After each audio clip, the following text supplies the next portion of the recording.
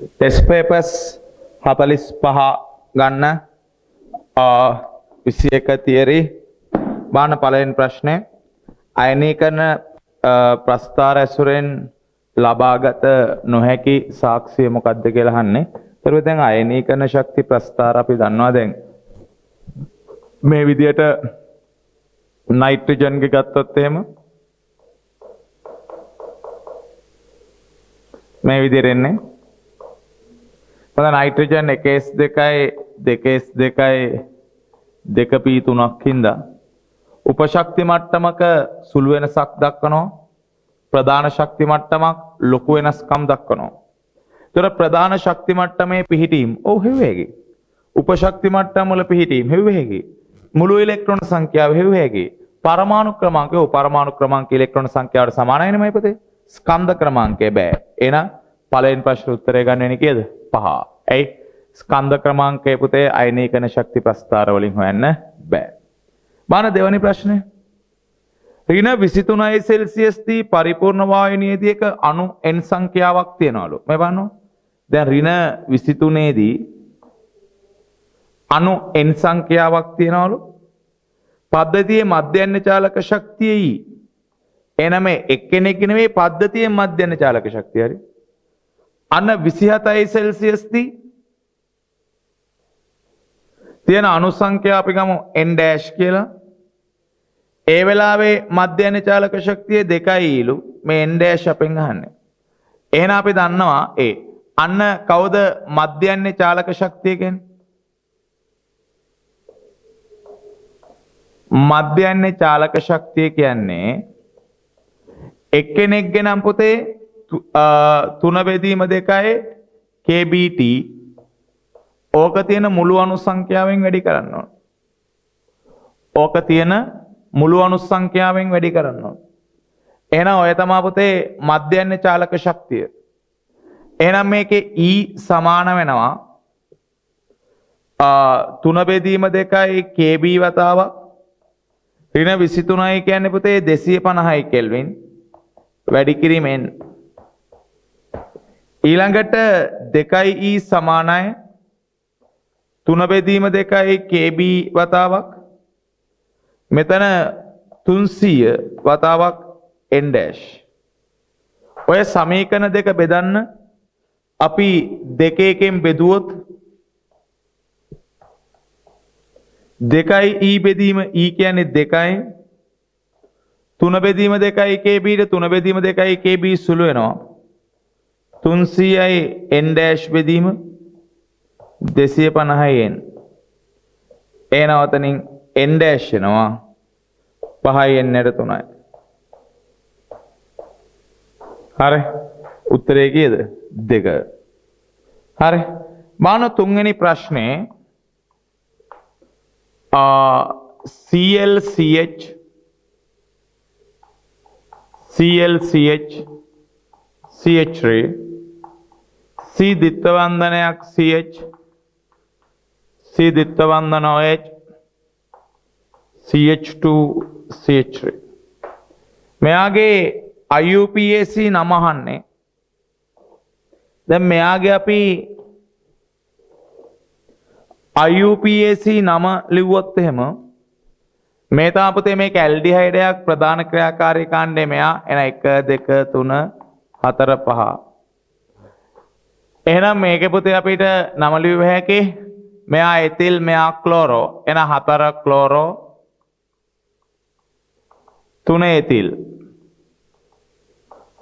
ආය නැහැ ආදේශ කාණ්ඩ carbon 5යි pent ඇල්කීනයක් 2 ඉන් L. ඕනම් පුතේ මෙන්න මේ දෙක ගන්න පුළුවන් පෙන්ට්ගෙන් මුලට ඔන්න ඔය නාමකරණ දෙක මොතනද ඉදිරිපත් කරන්න පුළුවන්. බාන 4 ක්ලෝරෝ 3 එතිල් පෙන්ට් 2 ඉන් L කියලා මෙන්න මේ නාමකරණය මෙතන පුතේ උත්තරේ 2. දැන් උත්තරේ 4 ක්ලෝරෝ කියලා එකක් තියෙන 4 ක්ලෝරෝ රයිට් කියලා පුතේ ඒක ඉන් ඇල්කීනයක් විදිහට නම් කරලා තියෙන්නේ නැහැ මේක ඇල්ඩිහයිඩයක්. මේ තමයි ප්‍රධාන ක්‍රියාකාරී කාණ්ඩය. එහෙනම් උත්තරේ කීයද? උත්තරේ 3.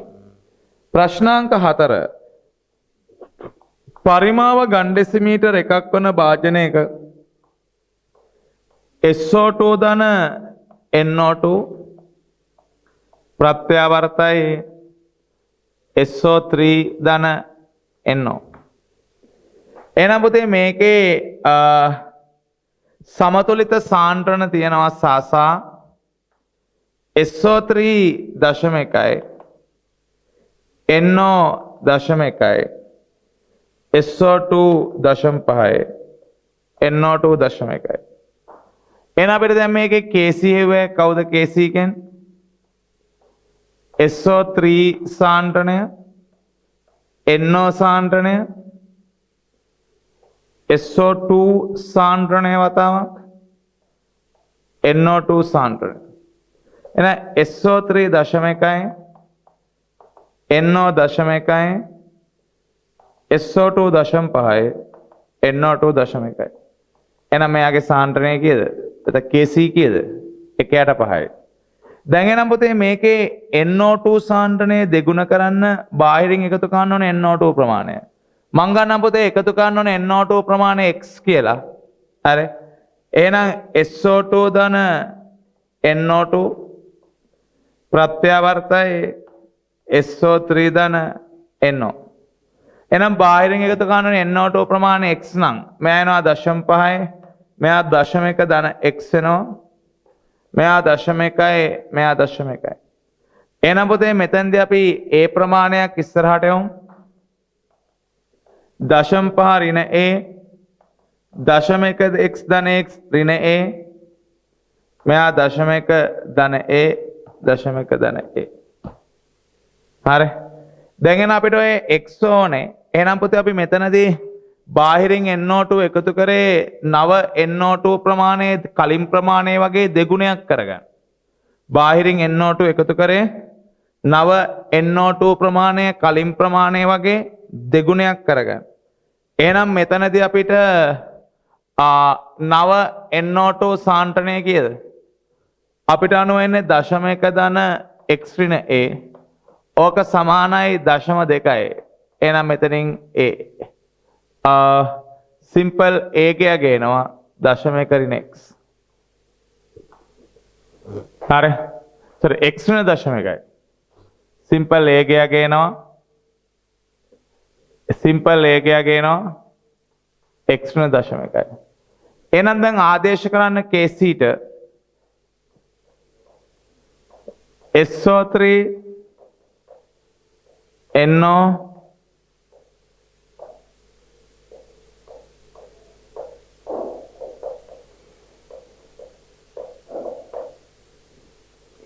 එතකොට මෙතන SO3 කියන්නේ 0.1 ධන a NO කියන්නේ 0.1 ධන a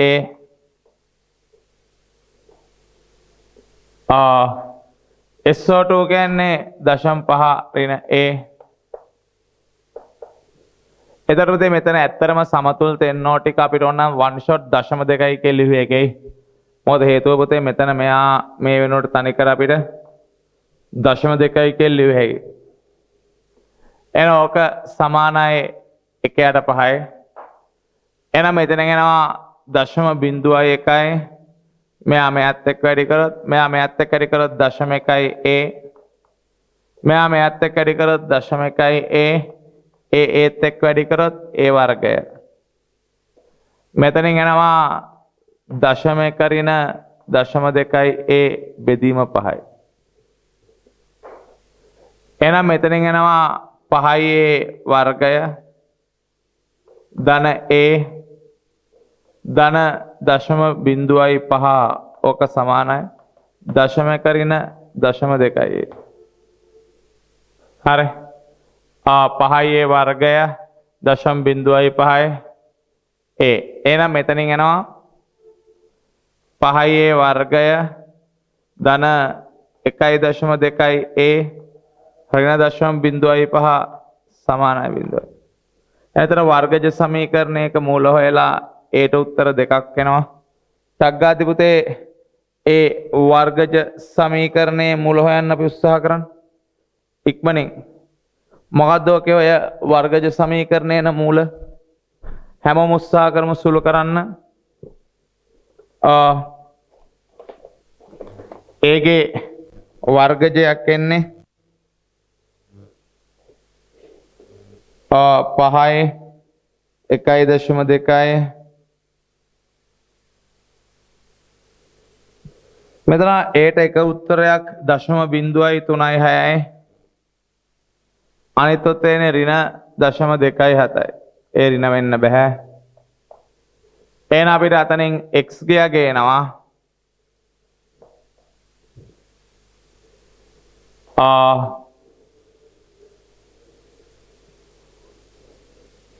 ඒ 0.336 දන 0.1යි කීයද 0.136 එහෙනම් ඔය තමයි පුතේ බාහිරින් එකතු කරන්න ඕනේ NO2 ප්‍රමාණය උත්තරේ කීයද 2 එහෙනම් 4ට 2 ප්‍රශ්නාංක 5 අපෙන් අහන්නේ මොකද්ද පුතේ ද්‍රව්‍ය නොවෙන්නේ කියලා දැන් බලන්න ඇමෝනියා කාණ්ඩ සමානවට ගන්න එකස්සර කියලා තියෙන ද්‍රව්‍යයයි HCl ද්‍රව්‍යයයි CO2 මේ බලන්න පුතේ කාණ්ඩ සමාන එකස්සර නැහැ නිද්‍රව්‍යයයි SO2 ත් එහෙමයි එකස්සර කියලා තියෙන ද්‍රව්‍යයයි H2S ත් එහෙමයි එකස්සර විකල් දෙකක් තියෙනවා ද්‍රව්‍යයයි එහෙනම් අපි දන්නවා කාණ්ඩ සමානයි එලා එකස්සර නැත්නම් එයා නිද්‍රව්‍යයයි එහෙනම් ඔක නිද්‍රව්‍ය වෙන්නේ කවුද CO2 එහෙනම් 5ට උත්තරේ කීයද 3 බලන්න 6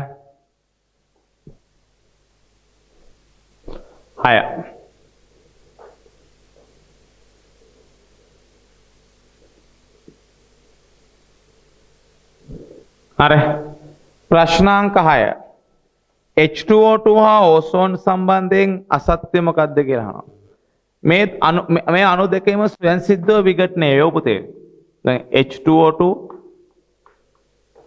H2O දන O2 බවටත් ඕසෝන් O2 බවටත් මේක පුතේ පහසුවෙන් ඉරේලිය හමුවෙත් වෙනවා ඔව් එහෙනම් ස්වයන් සිද්ධව පුතේ H2O2 ඕසෝනුයි කියන දෙන්නම එකිනෙකාට විඝටනය වෙනවා එහෙනම් ඒ දෙන්න ස්වයන් සිද්ධව විඝටනය වේ කියන ප්‍රකාශය පුතේ හරියි දැන් මම පුළුවන් තරම් පුතේ බෝඩ් එකෙන් අයින් වෙලා තමයි ඔකට උගන්වන්න උත්සාහ කරන්නේ මොකද ඕ කට්ටියට පුතේ බෝඩ් එක පේන්න ඕනේ හින්දා හරි එහෙනම් අනිවාර්යෙන්ම ඒ දෙන්නම ස්වයන් සිද්ධව විඝටනය වෙනවා අපිට දැන් ඔය ඕසෝන් නම් ওই විදිහට විඝටනවා කියලා අපි ඉගෙන ගන්න එන්වයරන්මන්ටල් කෙමිස්ට්‍රි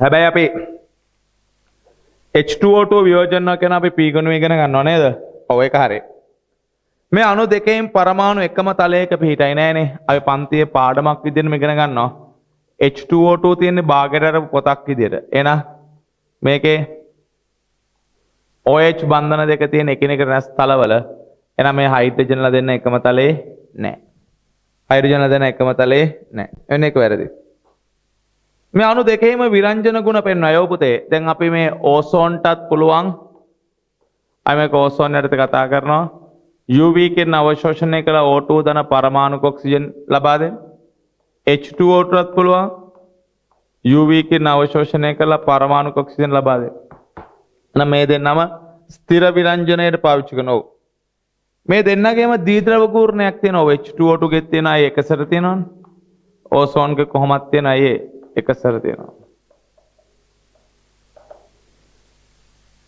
හරි අණු දෙකටම සූර්ය විකිරණ වල ශක්තිය අවශෝෂණය කරන්න පුළුවන්. ඔව් අතරුව එන්වයරන්මන්ටල් කෙමිස්ට්‍රි ඉගෙන ගන්න. මේ දෙන්නම දැන් මෙයා නම් ඉරේලියාවත් විකටනවා කියලා අපි අවශෝෂණය කරලා ඉගෙන ගත්ත පීගණුවේ. මෙයාටත් පුළුවන් පොතේ ඉරේලියා හමුවේදී ඔන්න ඔය විදිහට වියෝජනයෙන් අපි ඒක ඉගෙන ගන්නවා එන්වයරන්මන්ටල් කෙමිස්ට්‍රි. එනවාගේ හොඳම උත්තරේ තමයි උත්තරේ කීයද? 2. ප්‍රශ්නාංක 7. කියවන්න. වායමේ N2 සහ H2 පහත පරිදි ප්‍රතික්‍රියා කරලා හැදෙනවල ඇමෝනියා.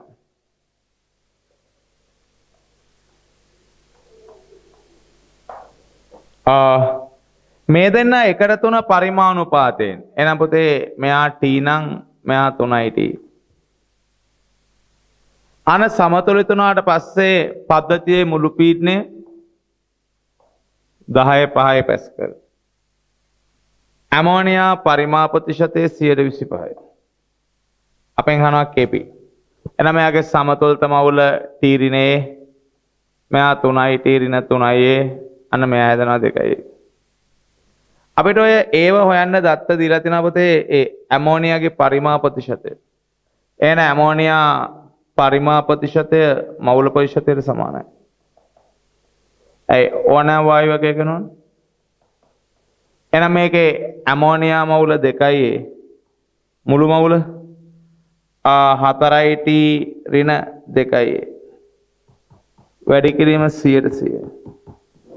සමානයි 125යි.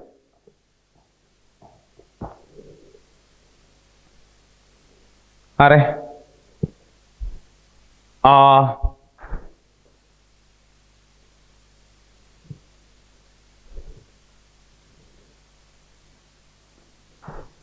එහෙනම් මේක අපි සුළු කරොත් එහෙම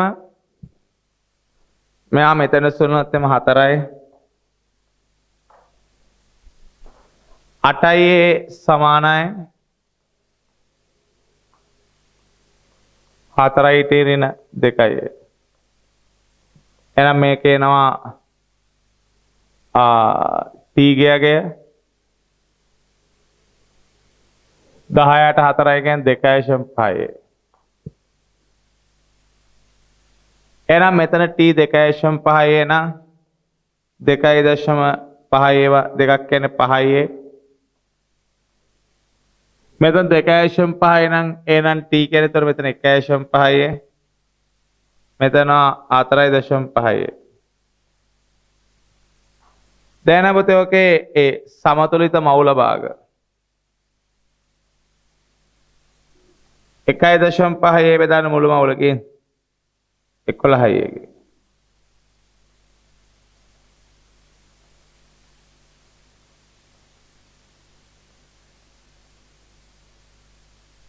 හරි. එතන මේක නම් ඒට සුළු කරලා දාන ප්‍රශ්නයක් නැහැ.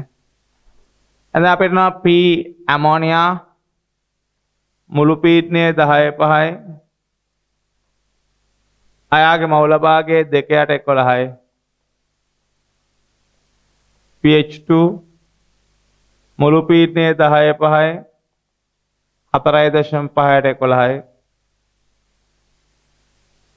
PN2 මුළු පීඩනය 10.5යි 1.5යි. එහෙනම් කවුද දෙන්නේ KP? P ඇමෝනියා වර්ගය PN2 pH2 10 පහවතාවක් 2.11 වර්ගය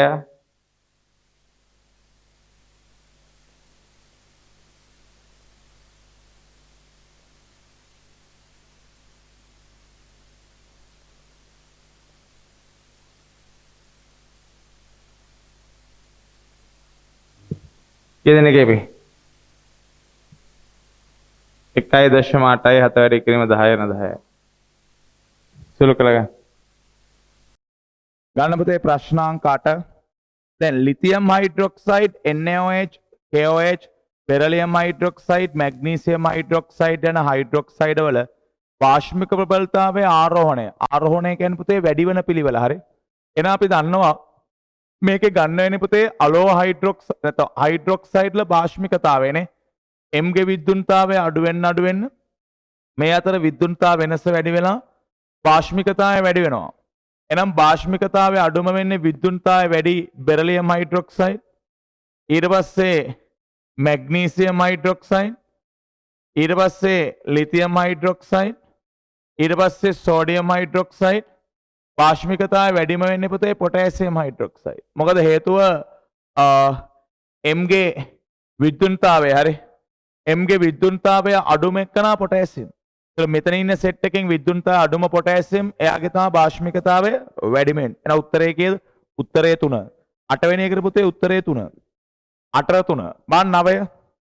සංඝට්ටන වාදයට අනුව උත්ප්‍රේරකයක් සම්බන්ධයෙන් සත්‍ය නොවන්නේ මොකක්ද කියලා අහනවා. උත්ප්‍රේරකයක් ප්‍රතික්‍රියාවක එන්තැල්පිය වෙනස් කරයි කියනවා නෑ. උත්ප්‍රේරකයකට පුතේ එන්තැල්පිය වෙනස් කරන්න බෑ. උත්ප්‍රේරකයක් මගින් ප්‍රතික්‍රියාවක යාන්ත්‍රණය වෙනස් කරයි. ඔව්. යාන්ත්‍රණය කියන්නේ ගමන් මාර්ගයනේ පුතේ. උත්ප්‍රේරකයකට පුළුවන් ප්‍රතික්‍රියා ගමන් මාර්ගය ඉතාමත් පහසුවෙන් වෙනස් කරන්න විකල්ප මාර්ගයක් දෙන්න. උත්ප්‍රේරකයක් මගින් ප්‍රතික්‍රියාවක සක්‍රිය ශක්තිය වෙනස් කරයි. ඔව්නේ. උත්ප්‍රේරකයක් පුතේ ප්‍රතික්‍රියාවේ යාන්ත්‍රණය වෙනස් කරනවා කියන්නේ. හරි. ප්‍රතික්‍රියාවට විකල්ප මාර්ගයක් දෙනවා කියන්නේ මෙන්න කලින් සක්‍රිය ශක්තිය මෙන්න දැන් සක්‍රිය ශක්තිය. සක්‍රිය ශක්තියේ වෙනසක් ඇති කරනවා. අවුලක් නැහැ. උත්ප්‍රේරකයක් මගින් ප්‍රතික්‍රියාවක ශීඝ්‍රතාවය වෙනස් කළද සමතුලිතතා නියතය වෙනස් නොකරයි කියලා කියනවා. හරි. එතකොට ඔව් උත්ප්‍රේරකයක් පුතේ ප්‍රතික්‍රියාවක ශීඝ්‍රතාවය වේගය වෙනස් කරන නමුත් සමතුලිතතා නියතය වෙනස් කරන්නේ නැහැ. ඔව්. එයි සමතුලිතතා නියතය වෙනස් කරන්නේ පුතේ උෂ්ණත්වය විතරනේ. මොකද KPKC රඳා පවතින උෂ්ණත්වය මත විතරයි. ඇතැම් උත්ප්‍රේරක ප්‍රතික්‍රියා කිහිපයක් උත්ප්‍රේරණය සාධාගෙන. ඔව්. දැන් අපි උදාහරණයක් විදිහට ගත්තොත් කාබයිඩ් කියන එක නා අඹ ඉදවන්න, කෙසෙල් ඉදවන්න, අන්නාසි ඉදවන්න, පැපොල් ඉදවන්න අපි පාවිච්චි කරනවා. ඒතර එකම උත්ප්‍රේරකය ප්‍රතික්‍රියා කිහිපයක් උත්ප්‍රේරණය කරවන්න පුළුවන් පුතේ. ඒක ප්‍රශ්නයක් නෑ. එහෙනම් උත්තරේ කීයද? 1. ප්‍රශ්නාංක 10 කියවන්න. ප්‍රශ්නාංක 10. 3x ධන 2y හැදෙනවා z. මේක පුතේ තනි පියවර ප්‍රතික්‍රියාවක්ලු. ඒ කියන්නේ පෙළ තුලිස් සංගුණකයට සමානයි. එහෙනම් r සමානයි k වතාවක් x වල සාන්ද්‍රණයේ තුන්වෙනි බලය y වල සාන්ද්‍රණයේ වර්ගය.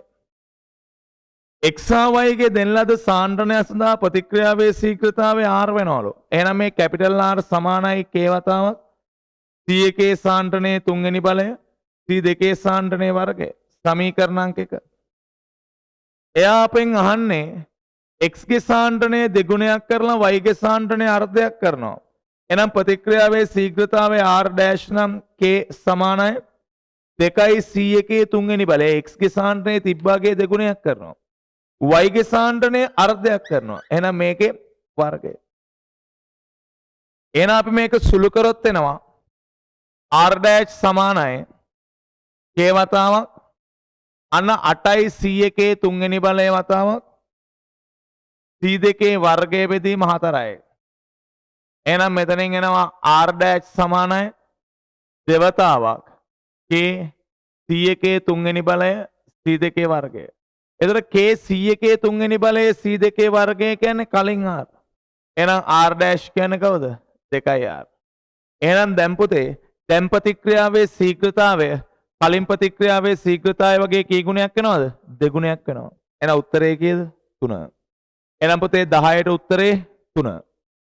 ප්‍රශ්නාංක 11 කියවන්න. K නැමැති ලවණය උණු තනුක HCl තුල දිය වී සාධන ද්‍රාවණයට NaOH එකතු කරපුවාම සුදු අවක්ෂේපයක් ලැබෙනවලු. නමුත් එය වැඩිපුර NaOH තුල දිය වෙන්නේ නැල්ලු. දැන් එහෙනම් පුතේ මේ බලන්නකෝ. දැන් මෙතනදී අපිට හරි උත්තරයකට යන්න දෙනවා. හරි උත්තරයකට යන්න දෙනවා. හරි දැන් මාන මෙයා උණු තනුක HCl තුල දිය කරනවා. ඒතර HCl තුල දිය කරපු එකනට NaOH එකතු කරාම ලැබෙන අවක්ෂේපය වැඩිපුර NaOH තුල දිය වෙන්නේ නැලු. එහෙනම් පුතේ මෙයා ලොවෙත් උභයගුණී වෙන්න බෑනේ. එහෙනම් උභයගුණී වෙන්න බැයි නම් රයිට් ඕකේ හරි ආගන්න සිංක් ඔක්සයිඩ් අයින් කරන්න පුළුවන්. හරි ටින් ඔක්සයිඩ් අයින් කරන්න පුළුවන්. හරි ආසනික් ඔක්සයිඩ් අයින් කරන්න පුළුවන්. උභයගුණී ඔක්සයිඩ් වලට පුතේ ආසනික්ගේ ධන 3 ධන 5 ඔක්සයිඩ් එක ගන්නවා. එතකොට මෙතනදී මෙයා උභයගුණී වෙන්න බෑ. එහෙනම් උත්තරේ ඉතිරි වෙන්නේ පුතේ 2යි 3යි. හරි රයිට් ඊළඟට පුතේ මෙයා ජලයේදී කරලා H2S බුබුල්ණය කරපුවම කහ පාට අවක්ෂේපයක් දෙනවා නම් කැඩ්මියම්.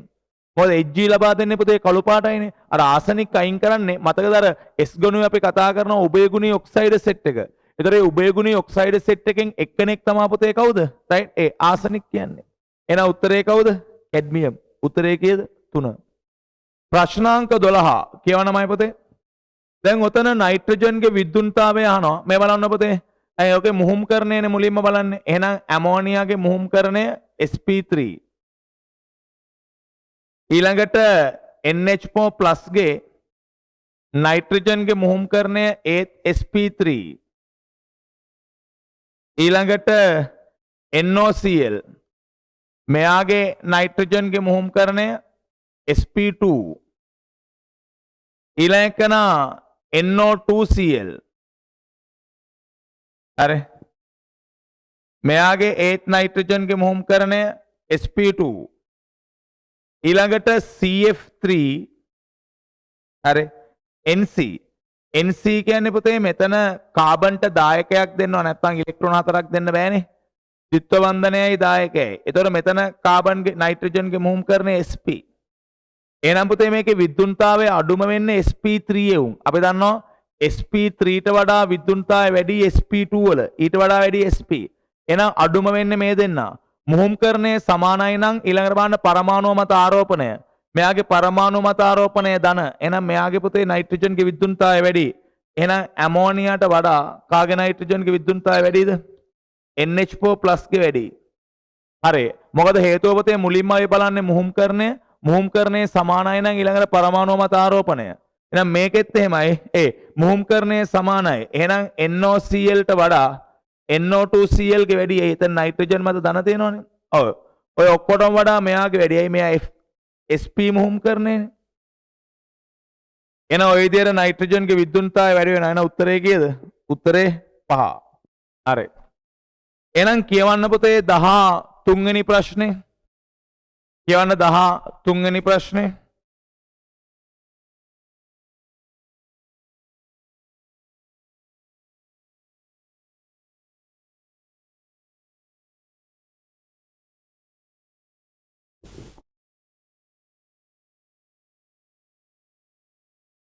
ප්‍රශ්නාංක 13.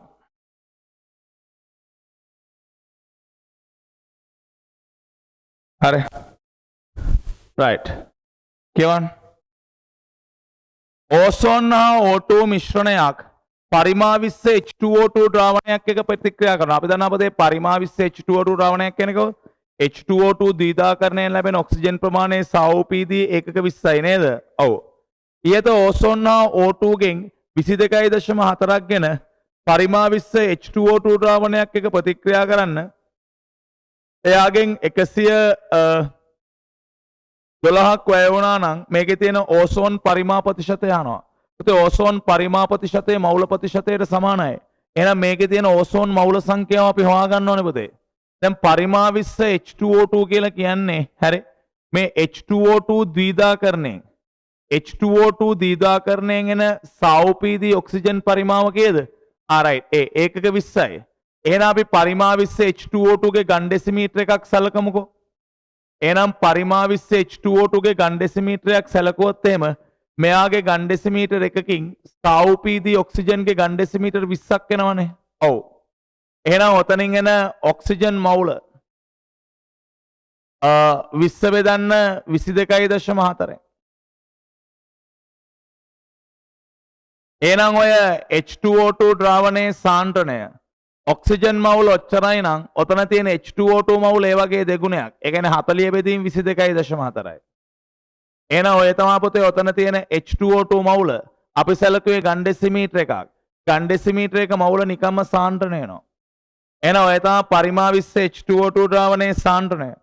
ඔය H2O2 ඕසෝන් එක්ක ප්‍රතික්‍රියා කරොත් අපි දන්නවා ඕසෝන් පුතේ ඔක්සිහරණය වෙනවා O2 ධන ජලය බවට.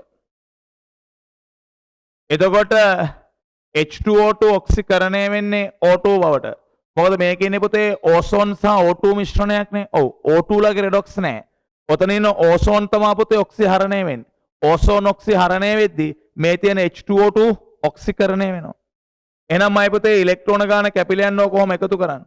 කවුද? අන්න ඕසෝන් ධන H2O2 අන්න ඔතනින් එනවා දෙකක් O2 ධන H2O. ආරෝපණ තුලිතයි හයිඩ්‍රජන් තුලිතයි ප්‍රතික්‍රියාව තුලිතයි. හරි. එහෙනම් වැය වෙච්ච H2O2 මවුල අන්න H2O2 සාන්ද්‍රණය 20 බෙදීම 22.4යි බෙදීම 1000 වතාවක් H2O2 පරිමාව කීයද වැය වුනේ? 112යි. හරි. එහෙනම් පුතේ මෙතන 112ට 22.4 5යි කෙලිම මවුල එකයි. එහෙනම් එතන තියෙන H2O2 මවුල සංඛ්‍යාව කීයද?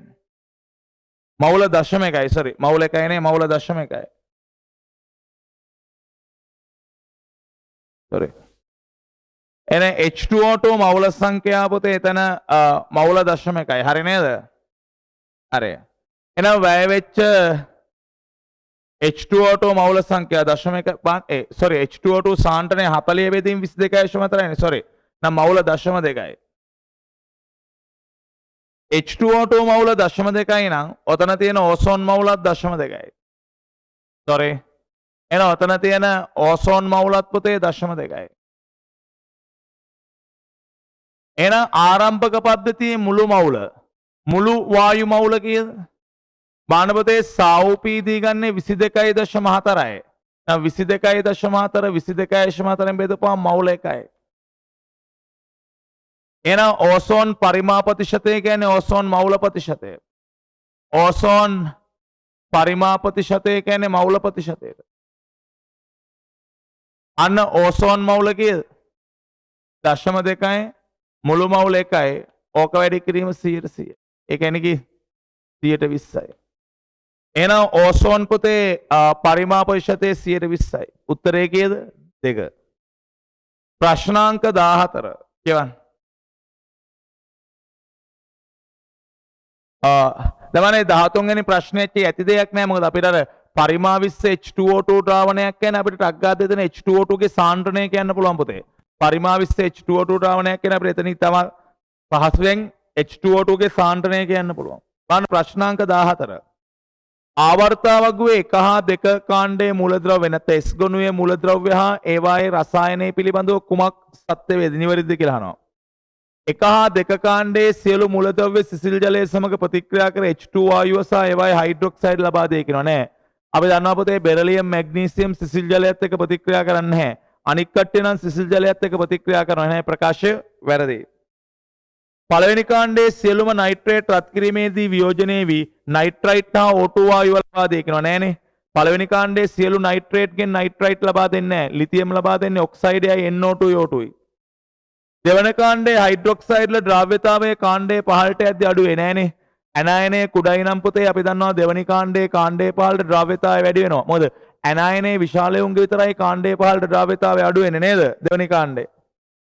4. දෙවන කාණ්ඩයේ හයිඩ්‍රොක්සයිඩ්ල බාෂ්පික ප්‍රබලතාවය කාණ්ඩයේ පහළට යද්දී වැඩි වෙනවා. අනිවාර්යයි පුතේ.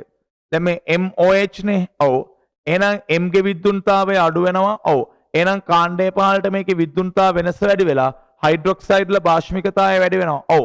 එහෙනම් කාණ්ඩයේ පහළට යද්දී හයිඩ්‍රොක්සයිඩේ බාෂ්මිකතාවය වැඩි වෙනවා. ඔව්. පළවෙනි කාණ්ඩයේ මූලද්‍රව්‍ය වල ඔක්සයිඩ් ඒවායේ හයිඩ්‍රොක්සයිඩ් රත් කිරීමෙන් ලබාගත හැකියි. බෑ. හයිඩ්‍රොක්සයිඩ් තාපයෝජනය වෙන්නේ ලිතියම් ගේ විතරයි පළවෙනි කාණ්ඩේ. එනවාගේ උත්තරේ කීයද? 4. ප්‍රශ්නාංක 15. විශාලතම බන්ධන කෝණයේ තියෙන්නේ කාටද කියලා අපෙන් අහනවා. එහෙනම් පුතේ ලේසි ප්‍රශ්නයක්. අපි අණු වල හැඩ ඇන්දොත් මේ තමයි පුතේ ඇමෝනියා. මේ තමයි ඇමෝනියා එයා පිරමිඩයි. මේ තමයි ජලය එයා කෝනිකයි. මේ තමයි H2S එයත් කෝනිකයි. මේ තමයි H2SC එයත් කෝනිකයි. ඊළඟට මේ තමයි පුතේ pH3 එයා පිරමිඩයි. එහෙනම් සාමාන්‍යයෙන් පුතේ අපි දන්නවා අපෙන් අහන්නේ විශාලතම බන්ධන කෝණ. එහෙනම් මෙන්න මේ ස්ට්‍රක්චර්ස් ටික අයින් කරනවා. මොකද මම පාන්තියේ තියරියක් විදිහට කියලා දුන්නා. මේ බන්ධන දෙකයි එකසර දෙකේ උන්ට වඩා බන්ධන තුනයි එකසර එකේ උන්ගේ බන්ධන කෝණ වැඩි. එහෙනම් මේ කට්ටියට මේ කට්ටියේ කෝණ වැඩි. එහෙනම් උත්තරේ එන්නේ මේ දෙන්න. මේ දෙන්නගෙන් වැඩිම බන්ධන කෝණය තියෙන්නේ කාටද? මේ දෙන්නගෙන් වැඩිම බන්ධන කෝණය ගත්තොත් එහෙනම් පුතේ දැන් මේ වගේ දෙන්නෙක් ගත්තොත් බන්ධන දිග අඩුම වෙන්නේ මෙයාගේ පුතේ. දිග අඩුයි නම් එයාගේ බන්ධන කෝණ වැඩි. එහෙනම් වැඩිම බන්ධන කෝණය තියෙන කාටද? ඇමෝනියාට. බන්ධන දිග අඩුයි. එහෙනම් 15ට උත්තරේ කීයද? 1. 14ට 4 15ට උත්තරේ කීයද? 1. right. බලන්න ප්‍රශ්නාංක 16. කියවන්නමයි පුතේ. 16. හරි. ප්‍රශ්නාංක 16.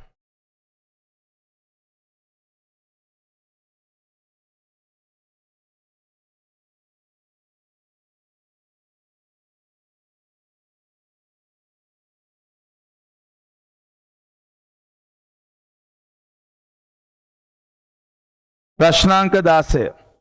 ද්‍රව ජලයේ වාෂ්පීකරණයේ එන්තැල්පි 46යිලු ද්‍රව ජලයේ වාෂ්පීකරණයේ එන්ට්‍රොපි විපර්යාසය අපෙන් අහනවා.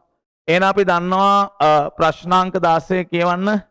දැන් ද්‍රව ජලය පුතේ වාෂ්පීකරණය වෙන්නේ සෙල්සියස් 100ට වඩා වැඩි උෂ්ණත්වයේදී. එහෙනම් සෙල්සියස් 100ට වඩා වැඩි උෂ්ණත්වයේදී මේක සිද්ධ වෙනවා. සෙල්සියස් 100ට වඩා අඩු උෂ්ණත්වයේදී ඕක වෙන්නේ නැහැ. දැන් මේ ප්‍රතික්‍රියාව වෙන්නේ 100ට වඩා වැඩි උෂ්ණත්වයේදී 100ට වඩා අඩු උෂ්ණත්වයේදී ඕක වෙන්නේ නැහැ. එහෙනම් 100ට වඩා වැඩි උෂ්ණත්වයේදී වෙනවමයි පුතේ. 100ට වඩා අඩු උෂ්ණත්වයේදී වෙන්නත් නම් සෙල්සියස් 100දී මේ ප්‍රතික්‍රියාවේ ඩෙල්ටා G බිඳුවයි. ඇයි 100ට වඩා වැඩි උෂ්ණත්වයේදී ඩෙල්ටා G ඍණ අඩු උෂ්ණත්වයේ ඩෙල්ටා G ධන. ඇයි 100ට වඩා වැඩි උෂ්ණත්වයේදී වෙනවා අඩු උෂ්ණත්වයේදී වෙන්නේ නැහැ. දැන් 100ට වඩා වැඩි උෂ්ණත්වයේ ඩෙල්ටා G ඍණ අඩු උෂ්ණත්වයේ ඩෙල්ටා G ධන. එහෙනම් සෙල්සියස් 100දී මේකේ ඩෙල්ටා G බිඳුවයි. එහෙනම් සෙල්සියස් 100දී මේකේ ඩෙල්ටා G බිඳුවයි. එහෙනම් අපි කියනවා සෙල්සියස් 100දී මේකේ ඩෙල්ටා G බිඳුවයි. එහෙනම් බිඳුව සමානයි ඩෙල්ටා H න T ඩෙල්ටා S. එහෙනම් ආනේ ඩෙල්ටා S. කවුද ඩෙල්ටා S කියන්නේ? Delta H. කීයද ඩෙල්ටා H? ඩෙල්ටා H එන්නේ 46.7යි. බෙදන්න පුතේ T. T කීයද? 373යි. අන කිලෝජූල් මවුලයට කෙල්විනයට. හරි එහෙනම් උත්තරේ එනවා පුතේ 0.1.9යි.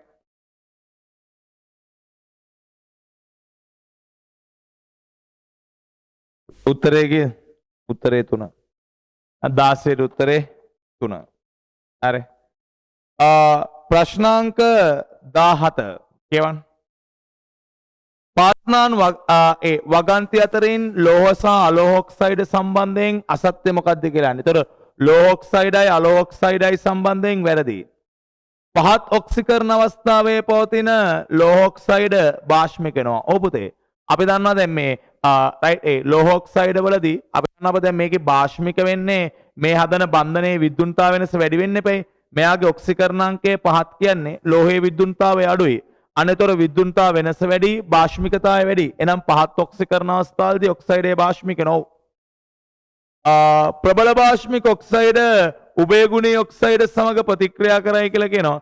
දැන් ප්‍රබල භාෂ්මික ඔක්සයිඩ් පුතේ උභයගුණී ඔක්සයිඩත් එක්කම ප්‍රතික්‍රියා කරන්නේ නැහැ. දැන් ජලීය ද්‍රාවණය නම් ප්‍රතික්‍රියා කරනවා. දැන් සෝඩියම් ඔක්සයිඩ් ඇලුමිනියම් ඔක්සයිඩ් එක්කම විශේෂ ප්‍රතික්‍රියාවක් නැහැ. හැබැයි සෝඩියම් ඔක්සයිඩ් වතුරට දාපම එන සෝඩියම් හයිඩ්‍රොක්සයිඩ් නම් ඇලුමිනියම් ඔක්සයිඩ් එක්ක ප්‍රතික්‍රියා කරනවා. නැත්නම් මේ සෝඩියම් ඔක්සයිඩ් ඇලුමිනියම් ඔක්සයිඩ් එක්ක ප්‍රතික්‍රියා කරනවා කියලා අපිට එහෙම කියන්න බෑ. එහෙනම් ඒක වැරදි. අලෝහ ඔක්සයිඩ් ආම්ලික වන අතර බොහොමයක් ජලයේදී වී සාධන ද්‍රාවණවල H+ ආන්ට ඉහළ නොවු. අලෝහ ඔක්සයිඩ් බහුතරයක් ආම්ලිකයි. අලෝහ ඔක්සයිඩ් වලින් ආම්ලික වෙන්නේ නැති උදාසීන උන්ට කවුද? CO NO නේද? රයිට් ළඟට OF2 රයිට් N2O සහ H2O. සියලු ශාරීය ලෝහ ඔක්සයිඩ් ජලයේදී වී රයිට් ප්‍රබල භාෂ්මික ද්‍රාවණ ලබා දෙව්. ශාරීය ලෝහ කියන්නේ පුතේ ශාර ලෝහනේ පළවෙනි කාණ්ඩය. පළවෙනි කාණ්ඩයෙන් ඔක්සයිඩ් සියල්ල ජලයේදී ලබා දෙන්නේ ප්‍රබල භාෂ්මික ද්‍රාවණ. ඉහළ ඔක්සිකරණ අවස්ථාවේ පවතින ලෝහ ඔක්සයිඩ් ආම්ලිකයි. ඕනේ පුතේ. ඇයි? අපි දන්නවා අර Mn ගේම ධන 7 ධන 6 ක්‍රෝමියම් ගේ ධන රයිට් 6 ඒ වගේ ඉහළ ඔක්සිකරණාංක තියෙන ඔක්සයිඩ් පුතේ ආම්ලික වෙනවා. ඔව් ඒකත් හරි. එහෙනම් උත්තරේ කීයද? උත්තරේ 2. මාන පහත කුමන සංයෝගයේ ජ්‍යාමිතික සමාවිකතාවය හා ප්‍රකාශ සමාවිකතාවය කියන දෙකම දෙන්නේ කවුද කියලා අපෙන් අහන්නේ. එහෙනම් 14 උත්තරේ 2 නේ. ඔව් 17ට උත්තරේ 2. කියවන්න 18. මානු දැන් මේකේ ජ්‍යාමිතික සමාවිකතාවයයි ප්‍රකාශ සමාවිකතාවයයි දෙකම දෙන්න ඕනේ. දැන් මාන පළවෙනි උත්තරේ මෙයා ජ්‍යාමිතික සමාවිකතාවය දෙනවා. මෙයාට මෙයා අසමානයි. ඔව්.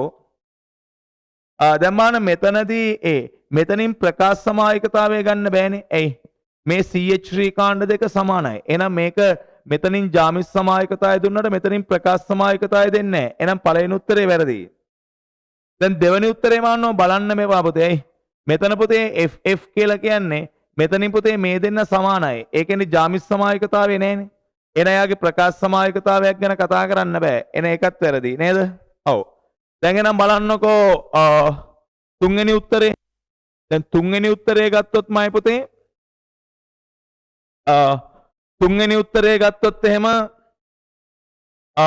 එයත් පුතේ ජ්‍යාමිති සමාවිකතාවය නම් දෙනවා. මොකද දැන් මෙයාට මෙයා අසමානයි. ඔව්. ඊළඟට මෙයාට මෙයා අසමානයි. හැබැයි මෙතනදී පුතේ ප්‍රකාශ සමාවිකතාවය නැති වෙලා යනවනේ. ඇයි? මෙයාට මෙයා සමාන හින්දා ප්‍රකාශ සමාවිකතාවය නැති වෙනවා. එහෙනම් පුතේ මේකේ තුන්වෙනි උත්තරේ හරියන්නේ නැහැ. එහෙනම් උත්තරේ 4නේ. දැන් හතරවෙනි එක්කන බලන්න. හතරවෙනි එක්කනාගේ දැන් මෙතන තියෙන්නේ h එකයි f එකයි. ඔව් මෙයාට මෙයා අසමානයි. මෙතන තියෙන්නේ h එකයි රයිට් මෙතන h එකයි f එකයි ch3 එකයි. එහෙනම් මෙයාට මෙයා අසමාන හින්දා ජාමිති සමායකතාවය දෙනවා. මේ කාබන්ට පුතේ බැඳිලා ඉන්න මේ කාණ්ඩ හතර අසමානයි. එහෙනම් මෙයා කයිරැල් ප්‍රකාශ සමායකතාවය දෙනවා. දැන් ජාමිතිකයි ප්‍රකාශයයි දෙකම තියෙන උත්තරේ කීයද? 4. ප්‍රශ්නාංක 19. ඇමෝනියම් ලවණවල තාපයෝජනයේ සම්බන්ධයෙන් වැරදි එක අපෙන් අහන්නේ. එහෙනම් ඇමෝනියම් ලවණ තාපයෝජන අපි P ගුණය කතා කරන්නේ. ඔව්. ඇමෝනියම් නයිට්‍රේට් තාපයෝජනයෙන් ඵල ලෙස N2O හා ජලය පමණක් සහ දෙවපුත එක තියරියක්නේ. ඇමෝනියම් නයිට්‍රේට් තාපයෝජනයේ තමයි අපිට N2O හදාගන්න තියෙන විදිය. N2O හදාගන්න තියෙන විදිය. හැබැයි විද්‍යාගාරයේ N2O එහෙම හැදුවට පුතේ රයිට් ආගන්නකෝ ස්වභාවික පරිසරයේ N2O හැදෙනවා ඔය නයිට්‍රජන් චක්‍රයේ නයිට්‍රිහාරී බැක්ටීරියා මගින් වගේ පුතේ නයිට්‍රජන් චක්‍රයේ තියෙන නයිට්‍රිහාරී බැක්ටීරියා මගින් වගේ ස්වභාවික වායු ගෝලයේ N2O අපිට හැදෙනවා. නැතුව වෙන N2O හදාගන්න තියෙන ඇමෝනියම් නයිට්‍රේට් තාපයෝජනයෙන් විතරයි. ඒතර ස්වභාවික වායු ගෝලයේ N2O හැදෙන විදිය අපි එන්වයරන්මන්ටල් කෙමිස්ට්‍රි කතා කරමු. නමුත් අපිට විද්‍යාගාරයේදී N2O හදාගන්න තියෙන එකම විදිය ඇමෝනියම් නයිට්‍රේට් තාපයෝජනය. ඔය ස්වභාවික වායු ගෝලයේ තමයි ඔය නයිට්‍රිහාරී බැක්ටීරියා මගින් නයිට්‍රිහාරී බැක්ටීරියා මගින් පුතේ ඔය නයිට්‍රජන් චක්‍රයේ අපි යොදන ඔය නයිට්‍රේට් අඩංගු පොහොර මගින් N2O ලබා දෙන තැනක් තියෙනවා. ඒ ස්වභාවික පරිසරයේ. ස්වභාවික පරිසරය. මොකද N2O කියන්නේ පුතේ හරිතාකාර වායුවක්නේ. ස්වභාවික පරිසරයට N2O එහෙම හැදුනට N2O හදාගන්න තියෙන එකම විදිය ammonium nitrate තාපයෝජනයේ විද්‍යාගාරයේදී. Ammonium nitrite තාපයෝජනයෙන් N2O ධන ජලය. ඔව් එහෙන ගහන තියරිනේ. ඇමෝනියම් ඩයික්‍රෝමේට් තාපයෝජනයෙන් ඇමෝනියා Cr2O3 හා ජලය නෑනේ. ඇමෝනියම් ඩයික්‍රෝමේට් තාපයෝජනයෙන් එන්නේ N2. ඇමෝනියම් ඩයික්‍රෝමේට් ගෙන් ඇමෝනියා එන්නේ නැහැ. එහෙනම් උත්තරේ 3. ඇමෝනියම් සල්ෆේට් ගෙන් ඇමෝනියා එනවා. ඇමෝනියම් කාබනේට් ගෙන් කාබන් ඩයොක්සයිඩ් නෝ. ඇමෝනියම් කාබනේට් ගෙන් එන්නේ ඇමෝනියයි කාබොනික් අම්ලයයි. කාබොනික් අම්ලය අස්ථාහින්ද එතනින් කාබන් ඩයොක්සයිඩ් ගන්න පුළුවන්. එහෙනම් මේක උත්තරේ පුතේ 3. ඇමෝනියම් ඩයික්‍රෝමේට් ගෙන් ඇමෝනියා එන්නේ නැහැ. එහෙනම් 19 උත්තරේ 3. ප්‍රශ්නාංක 20 කියවන්න. 27 සෙල්සියස් දී x නම් වායුවක් අන්තර්ගත පද්ධතියේ පීඩනය 1.2 atm ලු. එහෙනම් මෙතන 27 සෙල්සියස් දී x කියලා වායුවක් අන්තර්ගත පීඩනය 1.2 atm ලු. මෙයා 124 රත් කරපුවාම පීඩනය 2 atm විලා ඔන්න ඔය විදියට වියෝජනය වෙනවලු. අපෙන් අහන්නේ x2 ගේ වියෝජන ප්‍රතිශතය. එහෙනම් ආරම්භක ප්‍රමාණය එන්නම් දැන් මේකෙන් a ප්‍රමාණයක් වියෝජනොත් මෙතන හැදෙනවා 2a. හරි. එහෙනම් මෙයාගේ වියෝජන ප්‍රතිශතය x2 ගේ වියෝජන ප්‍රතිශතය වියෝජනයේ වෙච්ච ප්‍රමාණය a ආරම්භක ප්‍රමාණය n ඕක වැඩි කිරීම 100%යි. එහෙනම් පුතේ මේකේ දාන්න අංක 1ට PV සමානයි nRT. එහෙනම් එතන ඉන්න මවුල සංඛ්‍යාව n සමානයි පීඩනය 1.2යි පරිමාව v r වතාවක් 300යි. සමීකරණ අංක 1. ඊළඟට අංක 2 පද්ධතියේ PV සමානයි nRT. එතන ඉන්න මුළු මවුල කියන්නේ මේ දෙන්නගේ එකතුව. කවුද? n ඍණ a ධන 2a. ඔව්. සමානයි පීඩනය 2යි පරිමාව v r වතාවක් 400යි. එතකොට මෙතනින් එනවා ඍණයට ධනයේ සුළු වුණාම n ධන a සමානයි 2v වතාවක් r වතාවක් 400යි. එනම් ඔය සමීකරණ දෙක බෙදන්න. අවස්ථා දෙකේ සමීකරණ දෙක බෙදන්න. අවස්ථා දෙකේ සමීකරණ දෙක බෙදන්න. එහෙනම් අවස්ථා දෙකේ සමීකරණ දෙක බෙදුවොත් එහෙම එනවා මොකද අන්න n ධන a බෙදීම n සමානයි 2v වතාවක් r වැඩි කිරීම 400 බෙදීම 1.2යි v වතාවක් r වැඩි කිරීම 300යි. මේකේ v ට v r ට r බිංදු දෙකට බිංදු දෙක සුළු වෙලා යනවා. එහෙනම් මෙතනින් එනවා මේ 3 උඩට ගියොත් 6 බෙදීම හතර වතාවක් 1.2. එහෙනම් මෙයා මෙතනින් සුළු කරොත් එන්නේ 0.2. එහෙනම් මෙතනින් එනවා n ධන a බෙදීම n සමානයි 1.8. එහෙනම් මෙතනින් එනවා 0.8 n ධන 0.8 a සමානයි n ට. එහෙනම් මෙතනින් 0.8 a සමානයි 0.2 n. එන n ගියගේ එන්නේ 4යි a. එහෙනම් පුතේ මෙතන x2 වියෝජන ප්‍රතිශතය. x2 වියෝජන ප්‍රතිශතය. වියෝජනයේ වෙච්ච ප්‍රමාණය a. බෙදීම ආරම්භක ප්‍රමාණය n කියන්නේ 4යි a. වැඩි කිරීම 100%යි. එනයාගේ වියෝජන ප්‍රතිශතය කීයද? 125යි. වියෝජන ප්‍රතිශතයේ 125යි. උත්තරේ කීයද? උත්තරේ 3. වියෝජන ප්‍රතිශතයේ 125යි. උත්තරේ කීයද? 3. හරි එච්චර අමාරු ගැටලුවක් නෙවෙයි නේද? ඔව්. ප්‍රශ්නාංක 21. T4යි H9යි BR සඳහා පවතින සක්‍රිය නොවන මුළු සමාවික ගන්න අපෙන් අහනවා. එහෙනම් මෙතනදී පුතේ ප්‍රශ්නාංක 21 CH3 CH2 CH2 CH2BR carbon 4 හරි හයිඩ්‍රජන් 9 හරි නේද? ඔව්. එහෙනම් අපි දන්නවා මෙයාගේ මේ කාබන් 4 දාමය වෙනස් කරන්න පුළුවන් ආකාර අපිට 4ක් තියෙනවා. එහෙනම් මේ CH3 මෙතෙන්න දාන්න